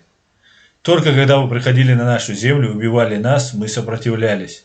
Вот эти люди, чтобы поднять рейтинг, у Путина, у Ельцина был 2% на тот момент. И русские, россияне не поддерживали тогда Ельцина.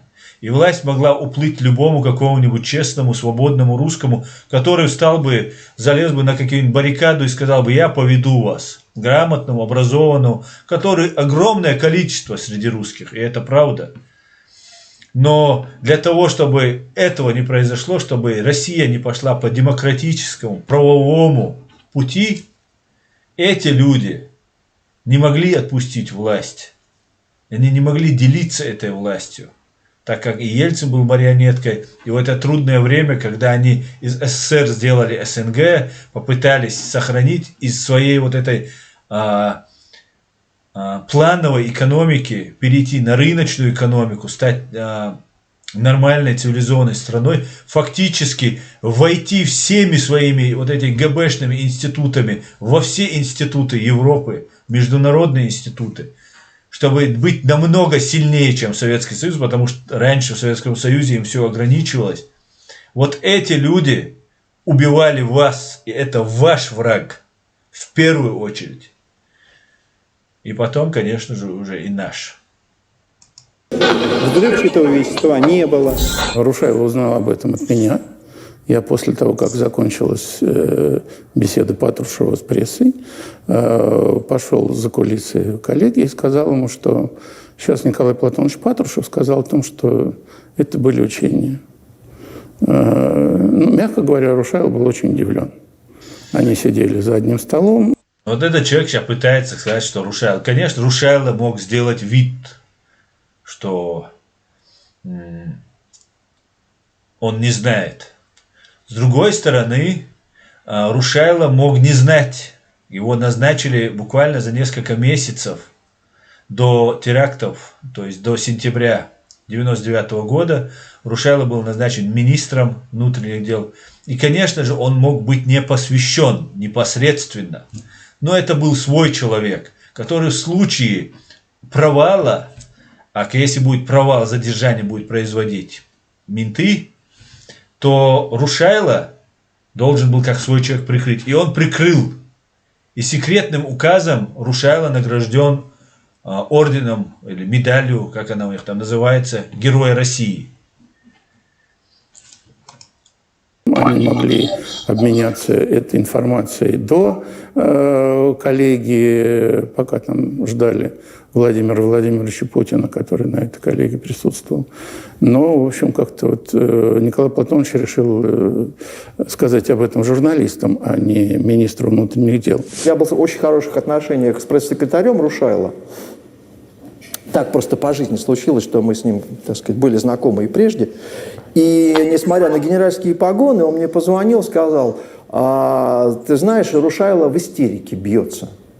Ну, в общем, то есть для Рушайло это был просто шок. И, конечно, чудовищное унижение.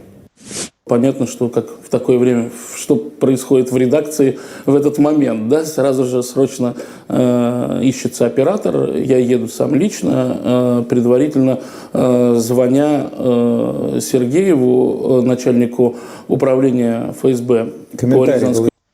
Вот этот Александр Сергеев, глава УФСБ по Рязанской области, сказал жителям дома, это есть в программе независимого расследования Николаем Николаевым, которое тогда в 2000 году было снято, сказал, их завели, по-моему, расположили там в ближайшем каком-то школе или в ДК, зашел туда, сказал: это ваш новый день рождения, поздравляю вас, там 22 сентября является вашим днем рождения.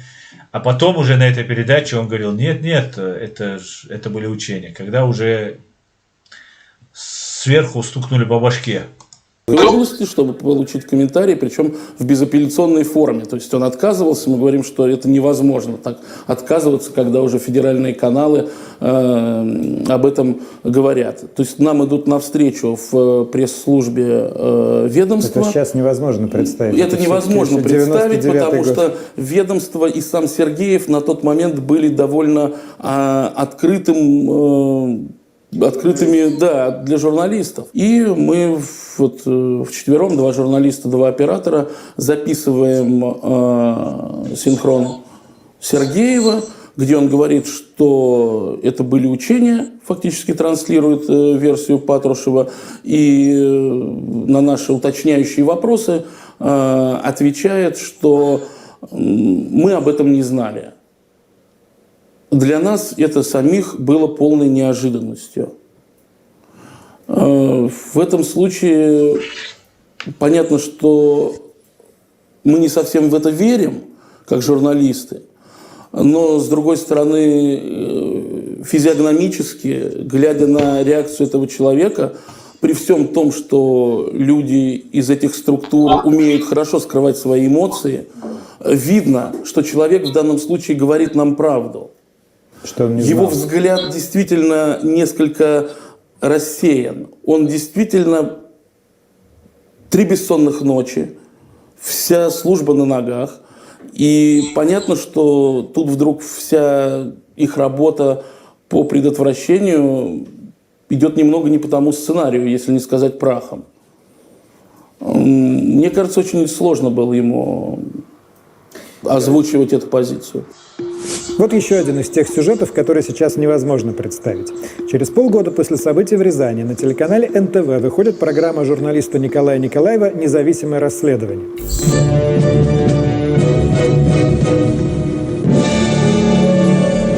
На программу приезжают жители дома по улице Новоселов в Рязани, но главное, в ней участвуют сразу несколько высокопоставленных сотрудников ФСБ, к которым и обращены вопросы и эмоции рязанцев. Нет, нам не показалось это учение. Хочу обратить внимание на важную деталь, как сейчас говорят, на тайминг. Программа выходит перед президентскими выборами 2000 года.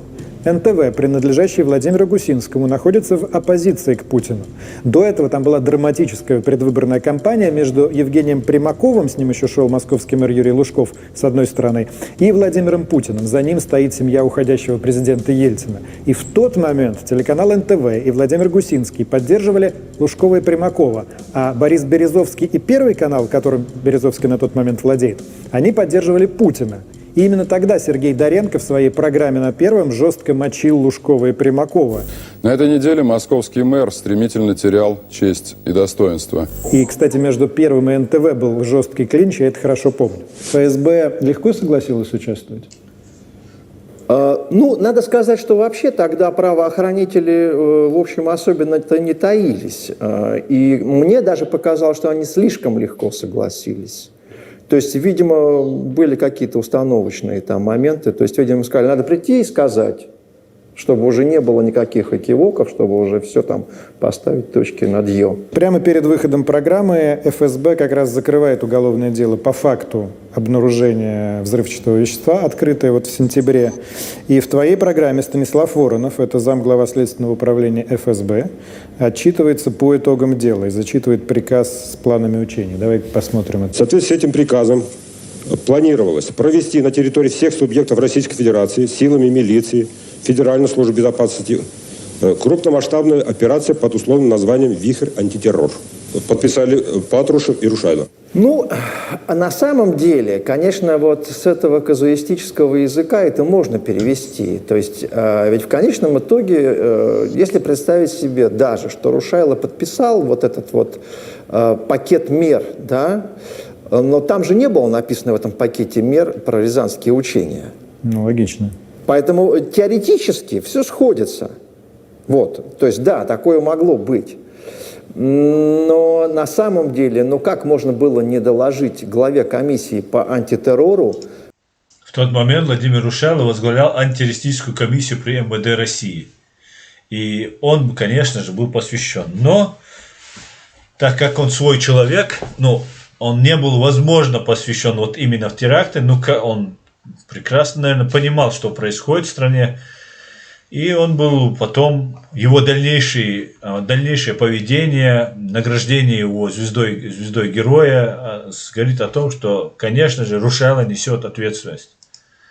Что мы провели учение в Рязани, отфиксировали вот это, и вообще принести некий отчет. Ну разве такое возможно? Тут могла быть борьба ведомств еще, конечно, может быть какая-то подковерная. Я допускаю это. Но тогда цена этих учений была хороша.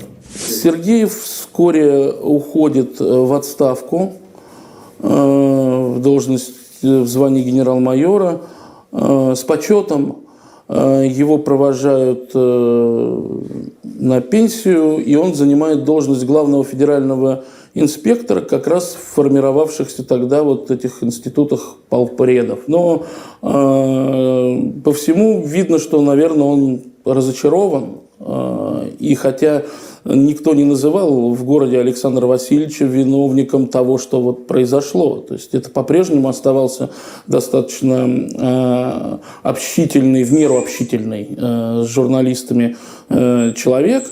Но он категорически, конечно же, не хотел говорить об этой теме. А все-таки в мешках был сахар или взрывчатый? Нет, однозначно сахар. Однозначно сахар. Это, так сказать... Василий Ставицкий, это вы уже видели, начальник ЦОС ФСБ. Это вы уже видели. Так, пойдемте дальше. Я вас не утомил еще, господа? Не утомил ли я вас? Напишите, если я вас утомил, конечно, мы можем прекратить наше видео. Посмотрим. Так. Нет, меня нет, говорит. Не, отлично. Поехали дальше. Начнем опять же с этого Василия Ставицкого. Чуть-чуть перепрыгнем вперед, перемотаем. И послушаем, что говорит вот этот преступник. Преступник от ФСБ. ФСБ это преступная организация, как и ГРУ. Поэтому все, кто являются сотрудниками, от самого рядового до самого верха, являются преступниками. Так как они состоят в террористической преступной организации. Ну, одно дело просто состоять, другое дело еще совершать эти преступления. Поэтому, конечно же, они должны понести разное наказание. Некоторые, наверное, освободятся полностью от наказания. Имеются в виду рядовые. И те, кто не совершали каких-то кровавых преступлений. По факту должно быть так. Если мир должен жить и развиваться. Но посмотрим, уничтожится мир. Сможет ли справиться мир с этой заразой. Но хотя, вот, смотря на эти рожи, мне кажется, легко бы справились. Чуть-чуть бы воли Джохара Дудаева и Рональда Рейгана, то я думаю, без проблем было бы. И сила, которая есть у Запада, у НАТО, у американцев. Легко просто порвали бы. И я думаю, так и будет сделано. Так как американцы очень сильные, имеют очень сильные спецслужбы, имеют очень мощное, технологически прорывное оружие. Я думаю, вопрос будет решен. Но так как сил очень много, сильный соперник всегда снисходительно и скрывает свою силу, и снисходительно относится к противнику. Это слабый противник. Кричит, что он там сильный, там разжигает костры, чтобы много их было, казалось много. А сильному сопернику нужно, наоборот, казаться слабым. Но Россия, путинская Россия, совершила так много против Запада Америки, что, я думаю, вопрос будет решен. И нам нужно будет решен окончательно. Будем надеяться. Будем помогать. Иншаллах. Да, Мула. Так, давайте посмотрим Василия Ставицкого, начальника ЦОС ФСБ. Тогда можно было предъявлять массу других претензий. Недостаточная компетентность, недостаточная активность, недостаточная, так сказать, попытка анализировать все процессы. Но заподозрить сотрудников ФСБ в том, что они... Это совершенно исключено. Это совершенно исключено. Даже с точки зрения личной безопасности, потому что каждый из нас, какой бы пост ни занимал, прекрасно понимал, если он где-то скажет, что надо провести какую-то вот подковерную игру, он автоматически попадал в уголовное преступление. С какой целью?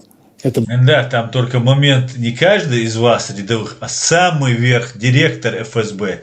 Был до этого Путин, потом стал директором ФСБ Патрушев. И Путин с момента, как он только захватил эту власть, там, ФСБ, начались вот эти все мероприятия против чеченцев. Это патологический враг, испытывающий ненависть и трусость перед чеченским народом. Из-за этого он вот ведет вот эту свою грязную политику против чеченцев. Зачем проводить такие учения, если это учения? Зачем взрывать на улице Новоселов, когда уже вся страна и так от всего, значит, содрогнулась? Я на этот вопрос ответить слабым своим умом, к сожалению, до сих пор не могу. Догадки у меня есть, брежут догадки. Да, догадки. Сейчас он выдаст догадку, поделитесь? Послушайте. Нет. Нет, это не выдаст, потом как выдаст. Докажешь-то? Надо было действительно выйти и объяснить, что произошло, почему После произошло. того, как это произошло. После того, в принципе, как у нас говорят между собой, мы говорят, косяк пошел, лопухнулись, да? Бывает в жизни. Тем же людям, которые сказать, да, мы сотрудники, вот мы сотрудники там. Да как же не пошли, ведь на НТВ пришли, оправдывались, взрывы все прекратились. И знаете, почему не были задержан ни один чеченец в этом деле? Они могли пол Москвы забрать просто чеченцев проживающих, или там всех чеченцев проживающих, и выбить из них показания. У половины из них, по крайней мере, убив другую половину. Не сделалось это потому, что если начать расследовать, если бы меня захватили бы, обвинили бы в этих терактах, началось бы расследование, а я не виновен, не причастен, должен быть суд, должно быть это они слишком сильно испугались. И поэтому не тронули чеченцев. Да, там были какие-то кавказцы, карачаевцы там какие-то, по всей видимости, задействованы, имели какое-то отношение к этому, что-то перевозили, их использовали, может быть, в темную, может быть, они знали, что они делают, имеется в виду, что они работают на российские спецслужбы. Но стоит здесь еще раз напомнить, почему проводились эти взрывы и хронология порядка этих взрывов. Буйнакск, взрыв дома Буйнакске, военных офицеров, дом офицеров, где проживали семьи офицеров российские, был сделан для того, чтобы связать вот этот поход Басаева в Дагестан, что нужно было сказать, что вот смотрите, Басаева мы побили, он убежал и вот совершает там теракты против нас. Потом 2 дома нужно было взорвать в Москве, это должен был такой мощный ажиотаж, привлечение внимания, потому что как российские журналисты, так и иностранные журналисты в огромном количестве находятся в Москве. Москва – это самый большой мегаполис в России, и общественное мнение нужно было поднять до того уровня, чтобы все русские поднялись.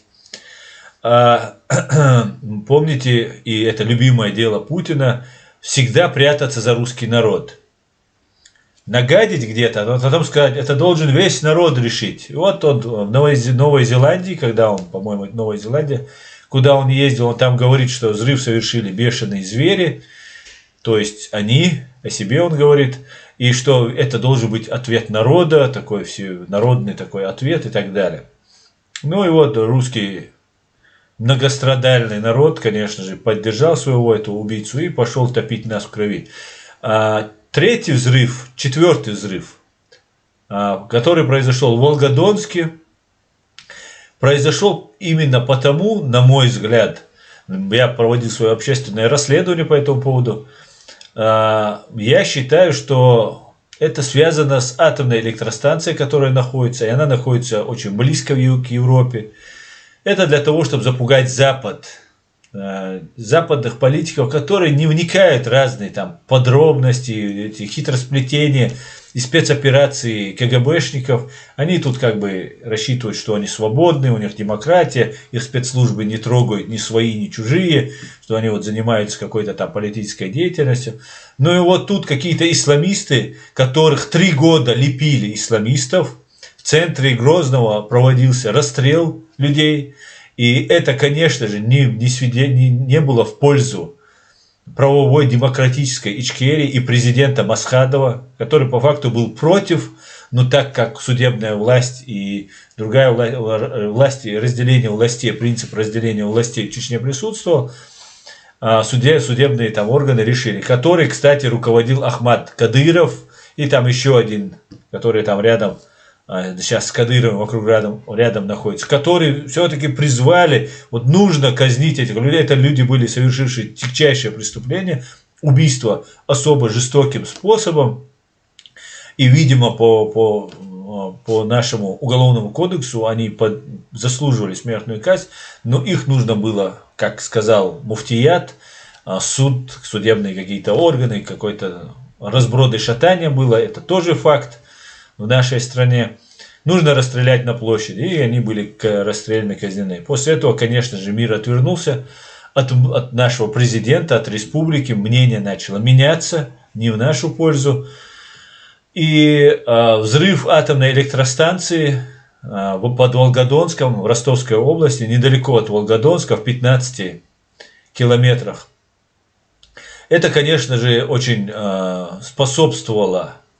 В том числе, знаете, здесь на Западе некоторые вещи, не только на Западе, и в России это любят, действуют не по духу закона, а по букве.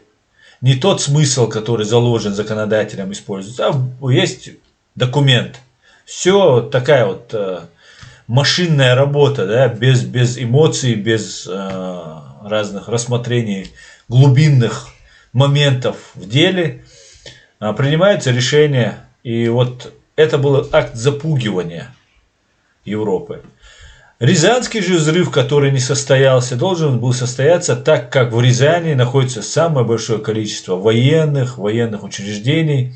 Это те люди, которые должны были идти топить нас в крови. Вот вы до этого видели сотрудника уголовного розыска Рязани, который тоже пошел топить нас в крови. И с гордостью сейчас рассказывает, что вот он там участвовал и так далее. Вот такая вот была схема. И после неудачного Рязанского взрыва теракты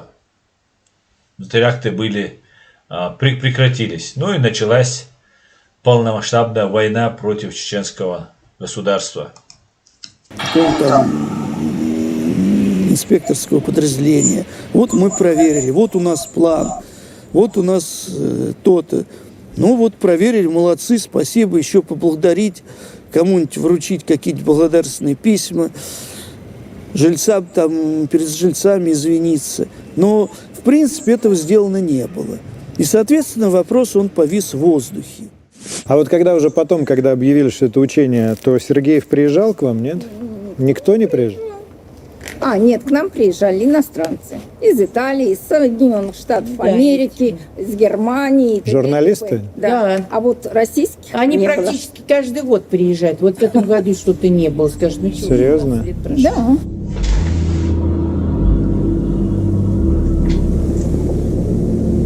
Так, этот момент мы смотрели. Сейчас мы перейдем к другим моментам, которые можно будет посмотреть.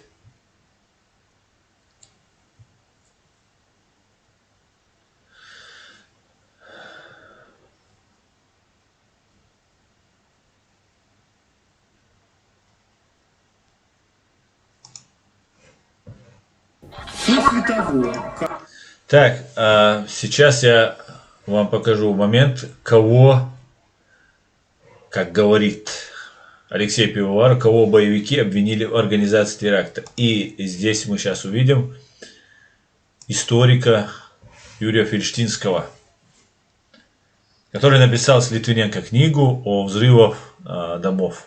ФСБ взрывает Россию, называется эта книга. Кстати говоря, я вам хочу продемонстрировать еще одну книгу. Вот книга Дэвида Саттера, называется меньше знаешь, крепче спишь. Путь России к террору и диктатуре при Ельцине и Путине. Хорошая книга, всем советую. Автор Дэвид Саттер, американский журналист. Мы ее уже все перечитали, я несколько заказал, но у меня их разобрали. И я там раздарил. Осталась вот одна, помятая вся. Давайте посмотрим. Была написана Юрий Фельштинский, историк, писатель. На меня стали выходить разные люди. На меня вышел человек, который сказал, что он Гочияев, что он готов дать показания, что он никакого отношения не имеет к взрывам. Вообще никакого. Он говорит о том, что он это делал в смысле аренды и всего прочего, но не взрыва, по наводке или с помощью человека, старого своего чуть не знакомого по школе, который был сотрудником ФСБ. Не называя его имя при этом? Нет, никогда. Батюшки, так назови. И это же единственное, что дает доверие, собственно говоря, рассказу. Тебя использовали в темную, тебя использовал, как говорит Гочияев, мой давний, хороший знакомый со школьных времен. Назови. Я скажу об этом позже, говорит Ачемес Гочияев. Несколько раз его поддавливают затем вопросами. А все-таки. И он ни разу не называет. Поэтому версию Гочияева о том, что он такой невинный человек, которого развели на 4 склада, куда была заложена взрывчатка, я вот воспринимаю ее с большими вопросами. Я воспринимаю вот этого Муратова вообще мудаком полным. Гочияева и любого другого можно было спокойно развести на то, чтобы организовали, там, сняли помещение, когда спецслужбы вообще могут все что угодно, особенно если вы занимаетесь бизнесом, если вы там какими-то делами занимаетесь, вас могут просто включить в программу свою, да, спецмероприятий и использовать вас в темную, да, сними помещение, вот тебе деньги, занимаемся там перевозком каких-нибудь товаров, там, туда-сюда, и человек может на первом этапе, по крайней мере, не понять, и его могут использовать в темную, что обычно чаще всего и делается. Люди используют и потом вышвыривают как использованный материал.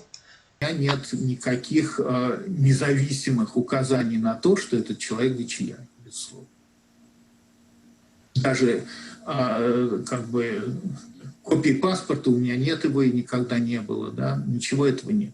Для того, чтобы с ним встретиться, мы должны были поехать в Панкейскую ущелье, за нашу безопасность, это мою Литвиненко, в Грузии отвечал Бадри Патыркацишвили, который тогда был в Грузии. Он мне сказал, что послушай, вот я отвечаю за твою безопасность в Тбилиси. И твою безопасность в Тбилиси я тебе гарантирую. За пределами Тбилиси твою безопасность не может обеспечить никто, включая президента Грузии. Им хватило ума не поехать в Панкиси людям Березовского, иначе бы...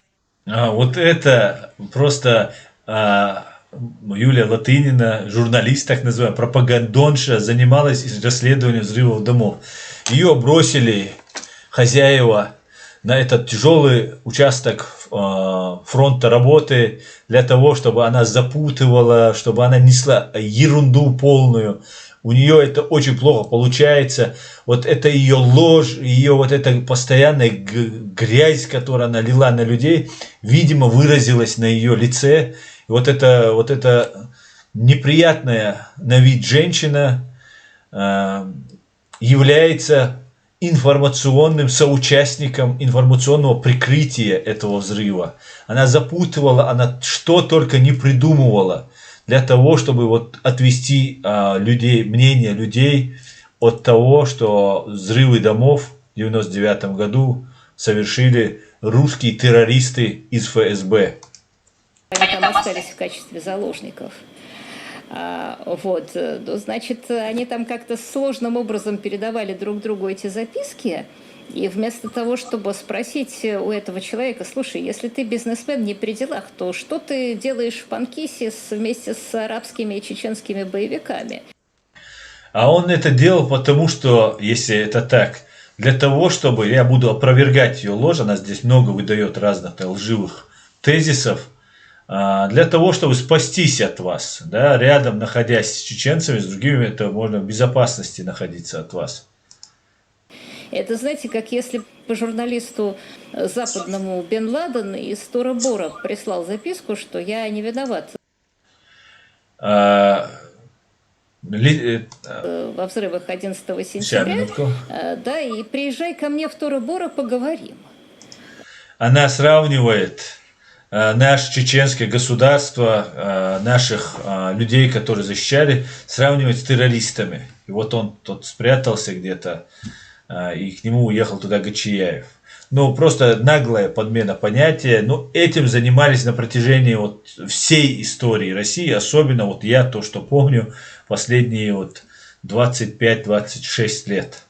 Как-то, ну, совсем смешно. В тот момент, когда они собрались и прилетели, по-моему...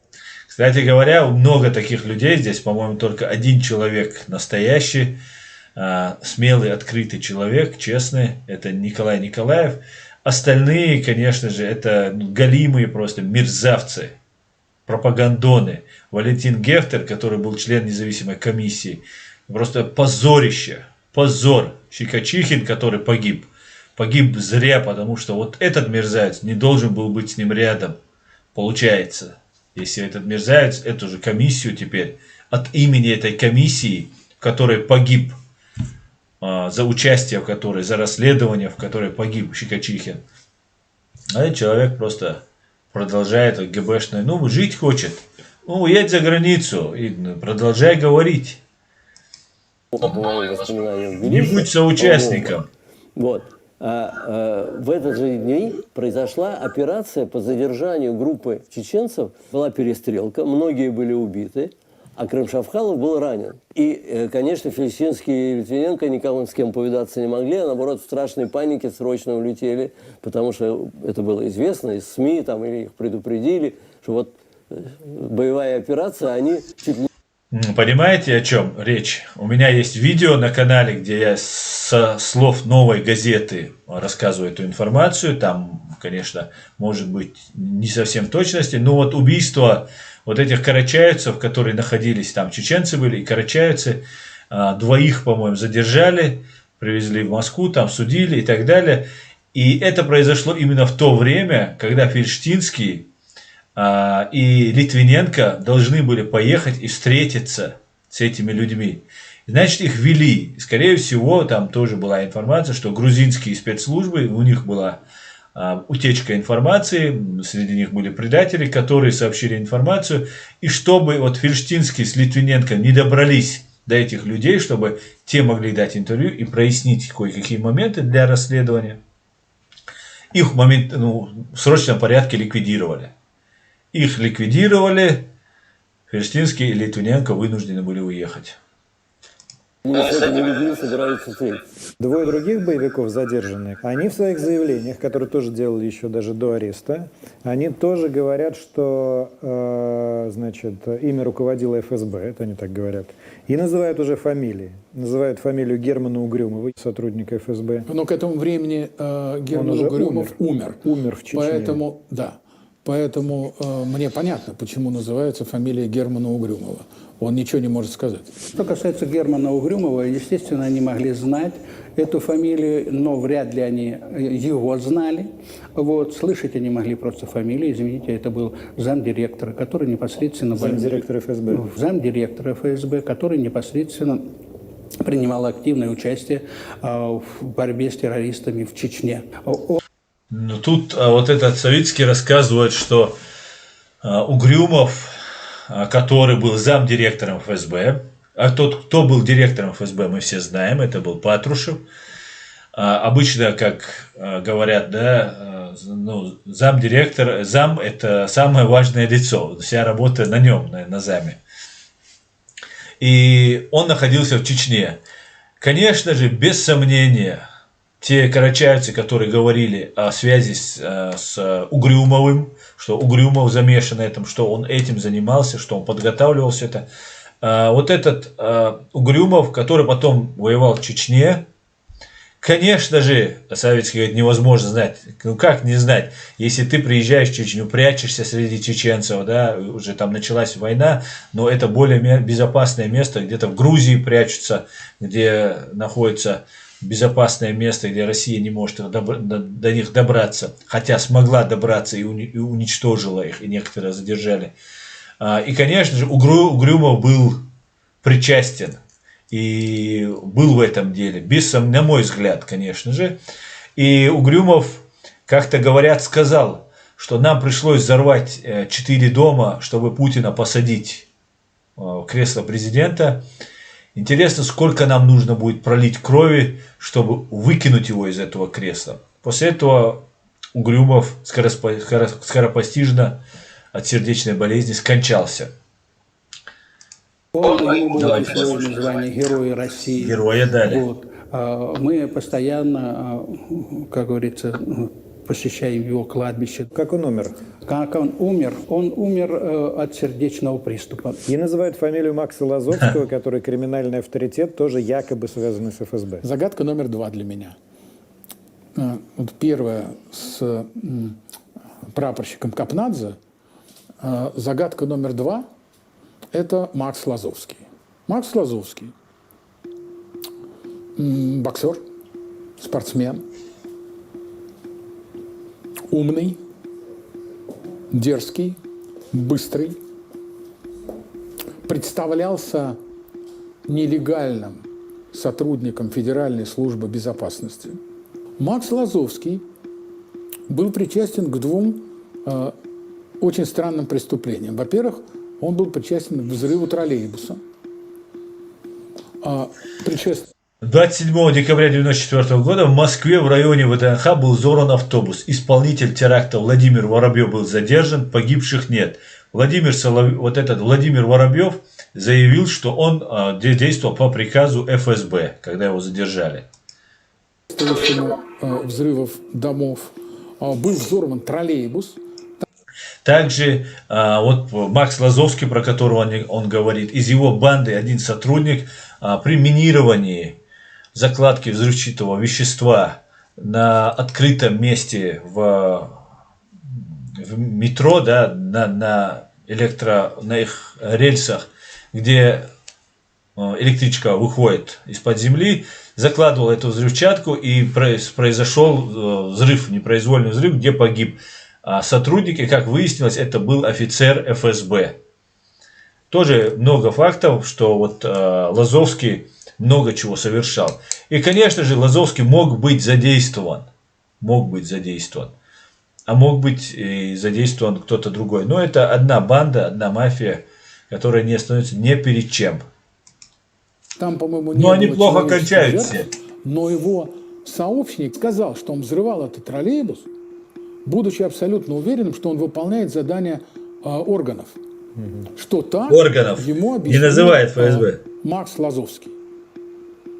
Кроме того, на Московской окружной железной дороге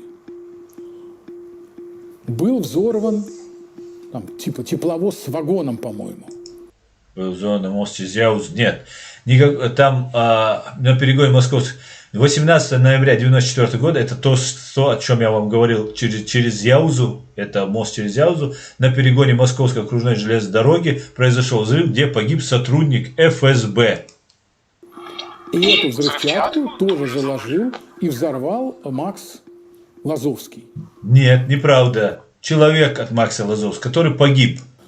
То, что Макс Лазовский объяснял, что он чекист, и что он выполняет задания, это такие задания, что не вашего ума дело, почему они такие странные задания, что-то взрывать в Москве, люди там вопросами не задавались. Вот тот, кто потом организует убийство Ани Политковской, Ломали Гайтукаев, он, как и Хожа Ахмед Нухаев, они все сидели в одном и том же кафе, и Макс Лазовский. На Таганке было кафе, которое называется «Лазанья». И знаменитая лазанская организованная преступная группировка – это по названию вот этого кафе, неподалеку от театра драмы и комедии. Почему вы говорите, что он для вас загадка в деле о взрывах домов? Потому что я беру общий контекст ситуации, и этим взрывам предшествовали как бы пробные взрывы. Их проводил, эти взрывы, Макс Лазовский. Ну, все, сейчас на Лазовского хотят взвесить, что это какая-то мафия была. Тут Муратов пытается, вот то, что я вначале говорил, рассказать, что вот это агентура, которая получила много власти и для чего взрывала. Но Муратов Дмитрий не объясняет, если этот Лазовский, они взрывали, то кто имел выгоду, с какой целью взрывали? Бенефициаром, получателем выгоды от этих взрывов, как мы знаем, является президент России Путин и Патрушев со своей вот этой бандой. Они стали. Значит, есть веские основания полагать, особенно после того, как Патрушев заявляет, что это были учения, и там был сахар, что все-таки Лазовский там был, какой-нибудь другой там был, Гачияев, которого, скорее всего, не было, или еще либо кто-нибудь другой. Получается, что заказчиками-то, организаторами-то являются первые лица Российской Федерации. Кажется ли вам, что именно после московских взрывов и вот взрывов в Волгодонске общество было уже готово к началу Второй Чеченской войны, вхождению армии в Чечню и всему тому, что случилось потом? Это мы уже это видели. Очевидно. Для меня это очевидно, потому что я... Та ненависть, которая проявлялась чеченцам, конечно, она была огромнейшая. И чеченцы очень сильно, не только те, которые находились в Чечне, пострадали, но пострадали все чеченцы, подверглись репрессиям и гонению. Могли ли сотрудники ФСБ организовать эти взрывы? Задал вопрос Алексей Пивоваров своим визави, с которым он брал интервью. Давайте послушаем, что они скажут.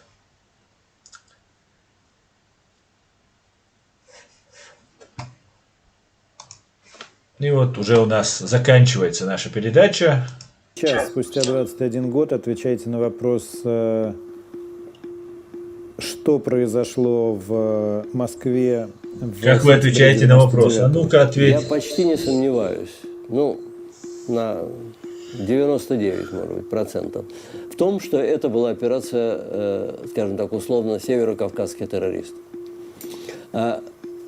Меня немножко смущает объяснение ее какими-то политическими задачами Басаева и других, или там Хаттаба, всяких идеологов исламского терроризма, что они хотели, мстить за провал дагестанской операции, и, запугать российское руководство взрывами жилых домов, чтобы оно не посмело, полномасштабно задавить. Бред, короче, бред.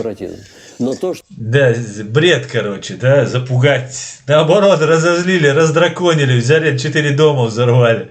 И ФСБшников задержали. Сидит старый козел и рассказывает нам историю, что это чеченцы пытались кого-то запугать. Ни до этого чеченцы не пытались так запугивать, взрывая спящих людей.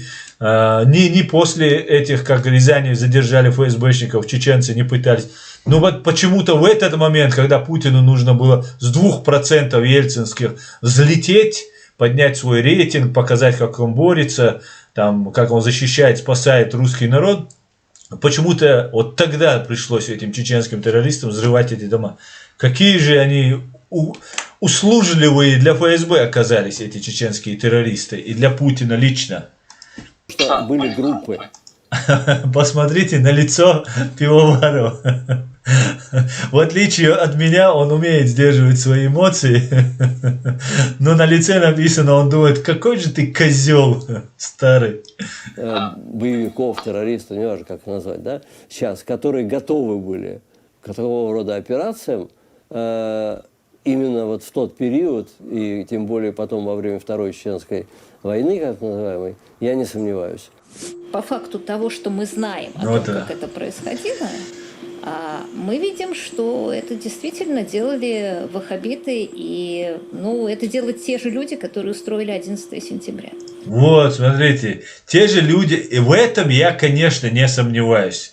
11 сентября я тоже считаю, что российские спецслужбы приложили к этому руку. Об этом говорил Боровой, была информация, что будет нападение и так далее при помощи самолетов. В этом я не сомневаюсь. Но ваххабитами, конечно же, их назвать очень сложно. Хотя, может быть, ФСБшники это и есть ваххабиты. Может, поэтому она так это называет. Так как ФСБшники, задержанные в Рязани, были, наверное, бородатые ваххабиты. Я смотрю на факты. Удостоверениями ФСБ. Человек, На факты она ФСБ смотрит. обвинила в 99 году во взрывах домов, был ваххабитский имам.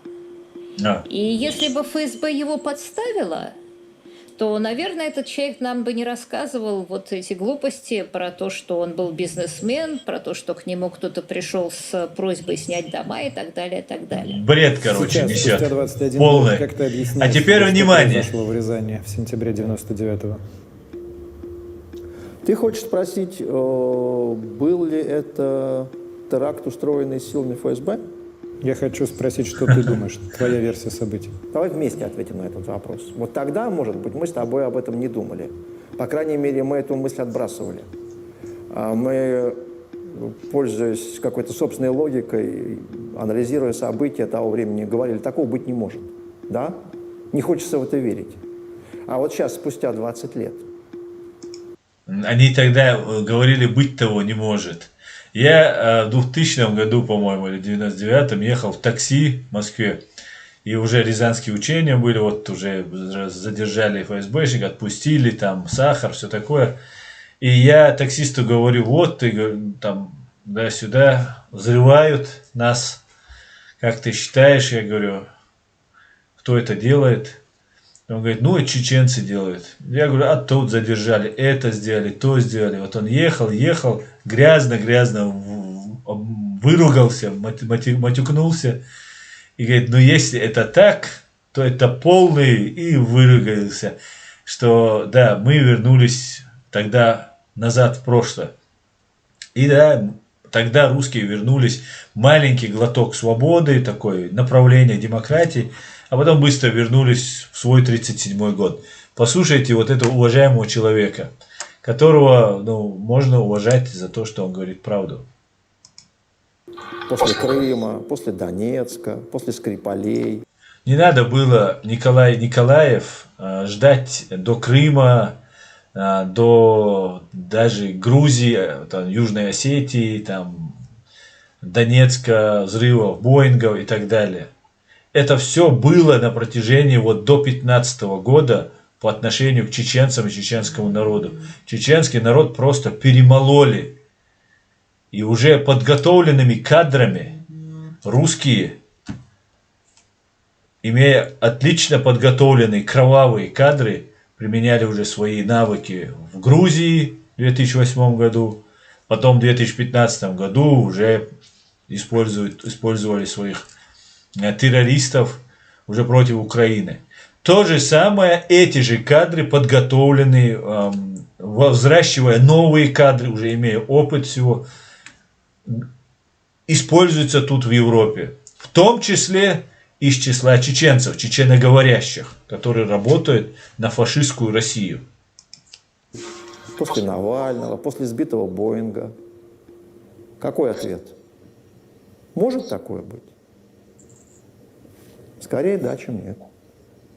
Аккуратненько, журналисты. То есть довод о том, что это 99-й год, когда ФСБ совсем еще не то, и всего того, что ты сейчас перечислил, еще и в помине не было, не работает, на твой взгляд? Леша, а КГБ 37-го года и ФСБ 99-й отличается? Скажи мне. Если ты спрашиваешь меня, мне кажется, что все-таки да. А мне кажется, все-таки нет. И мне кажется, все-таки нет. Молодец, Николаев. Одинаковые. Но ведь у власти-то еще Ельцин. Дурачком Но прикидывается. как-то не укладывается это в логику того, что нужно привести, там, укрепить там чью-то власть страхом перед Как там, не терроризмом. укладывается? Только это и есть. Такие тонкие как бы расчеты конспирологические, они ведь могут не оправдаться, а сыграть прямо противоположную историю. То есть вы не можете нас защитить. Зачем нам вас выбирать? О чем я думаю и что я предполагаю? Что количество мутной агентуры. Да, именно для этого Муратов рассказывал нам про этого Лазовского, который ранее там что-то совершал и так далее, что такая мутная агентура, ну, видимо, хорошо разбирается в своих коллегах, потому что все, кто говорят, что террористический акт 99 года, взрывы домов, произведены не ФСБ России, либо клинические идиоты, либо агентура ФСБ ГРУ. То есть в доле. Которая пользуется всеми возможностями специальной службы, но Ага. ею не является. Да. Которая может играть не по правилам и вне рамок любых законов, и уж тем более Уголовного кодекса. Количество вот этой агентуры, типичным представителем, Бред например, полный, короче. который является там Макс Лазовский, количество этой агентуры таково, что когда в их руках что-то оказывается, все это может и рвануть. А вот насколько, кто и как, и с кем, о чем договаривался, я не знаю.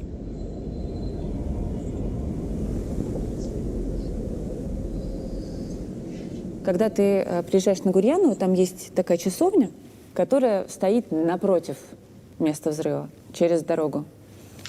И там есть такая бумажка А4, заламинированная, в которой есть имена этих людей, за которых можно молиться при желании.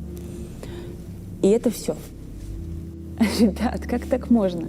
Знаешь, я когда приехала в Нью-Йорк и увидела, как там умеют помнить, мне стало ужасно обидно. Как каждый год зачитывают имена погибших. Там 11 сентября. Да.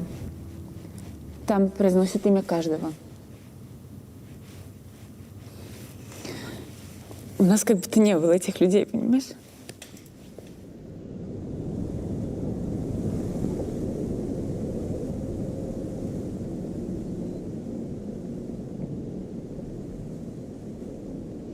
Ну вот, друзья, все выводы у нас на канале, как обычно, вы делаете сами. Я не знаю, что добавить к уже сказанному. Да, и мы выводы, конечно, сделали, Алексей. Я вам советую посмотреть этот фильм, самим посмотреть полностью. В принципе, я его почти полностью показал, ну, со своими комментариями, со своими вставками. Так что советую вам самим посмотреть этот фильм, пересмотреть его. Некоторые вещи можно записать. Ручкой можно записать, можно скриншотить, можно даже этот фильм скачать. Я так и сделал. Он у меня будет в моем архиве, потому что тут есть важные детали, моменты, которые потом пригодятся. И некоторые лица, которые должны быть известны всем. В принципе, сегодняшний стрим очень долго, почти 3 часа мы его смотрим. И сегодня на канале Алексея Пивоварова появилось видео. Сейчас я его...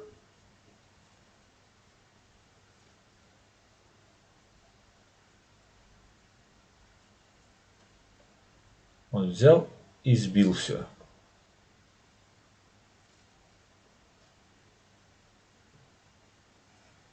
Сейчас, одну минутку.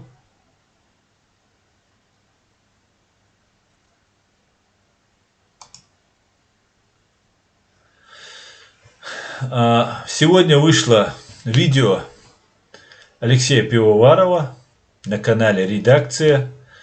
И там он рассказывает про ТикТок и звезды. Это есть такая сеть, видеосеть, где молодежь, очень молодые ребята детвора очень этим заинтересованы и смотрят. И тут на сыне Алексея Пивоварова майка с названием нашего канала. Как говорит российский пропагандон известный Киселев, совпадение?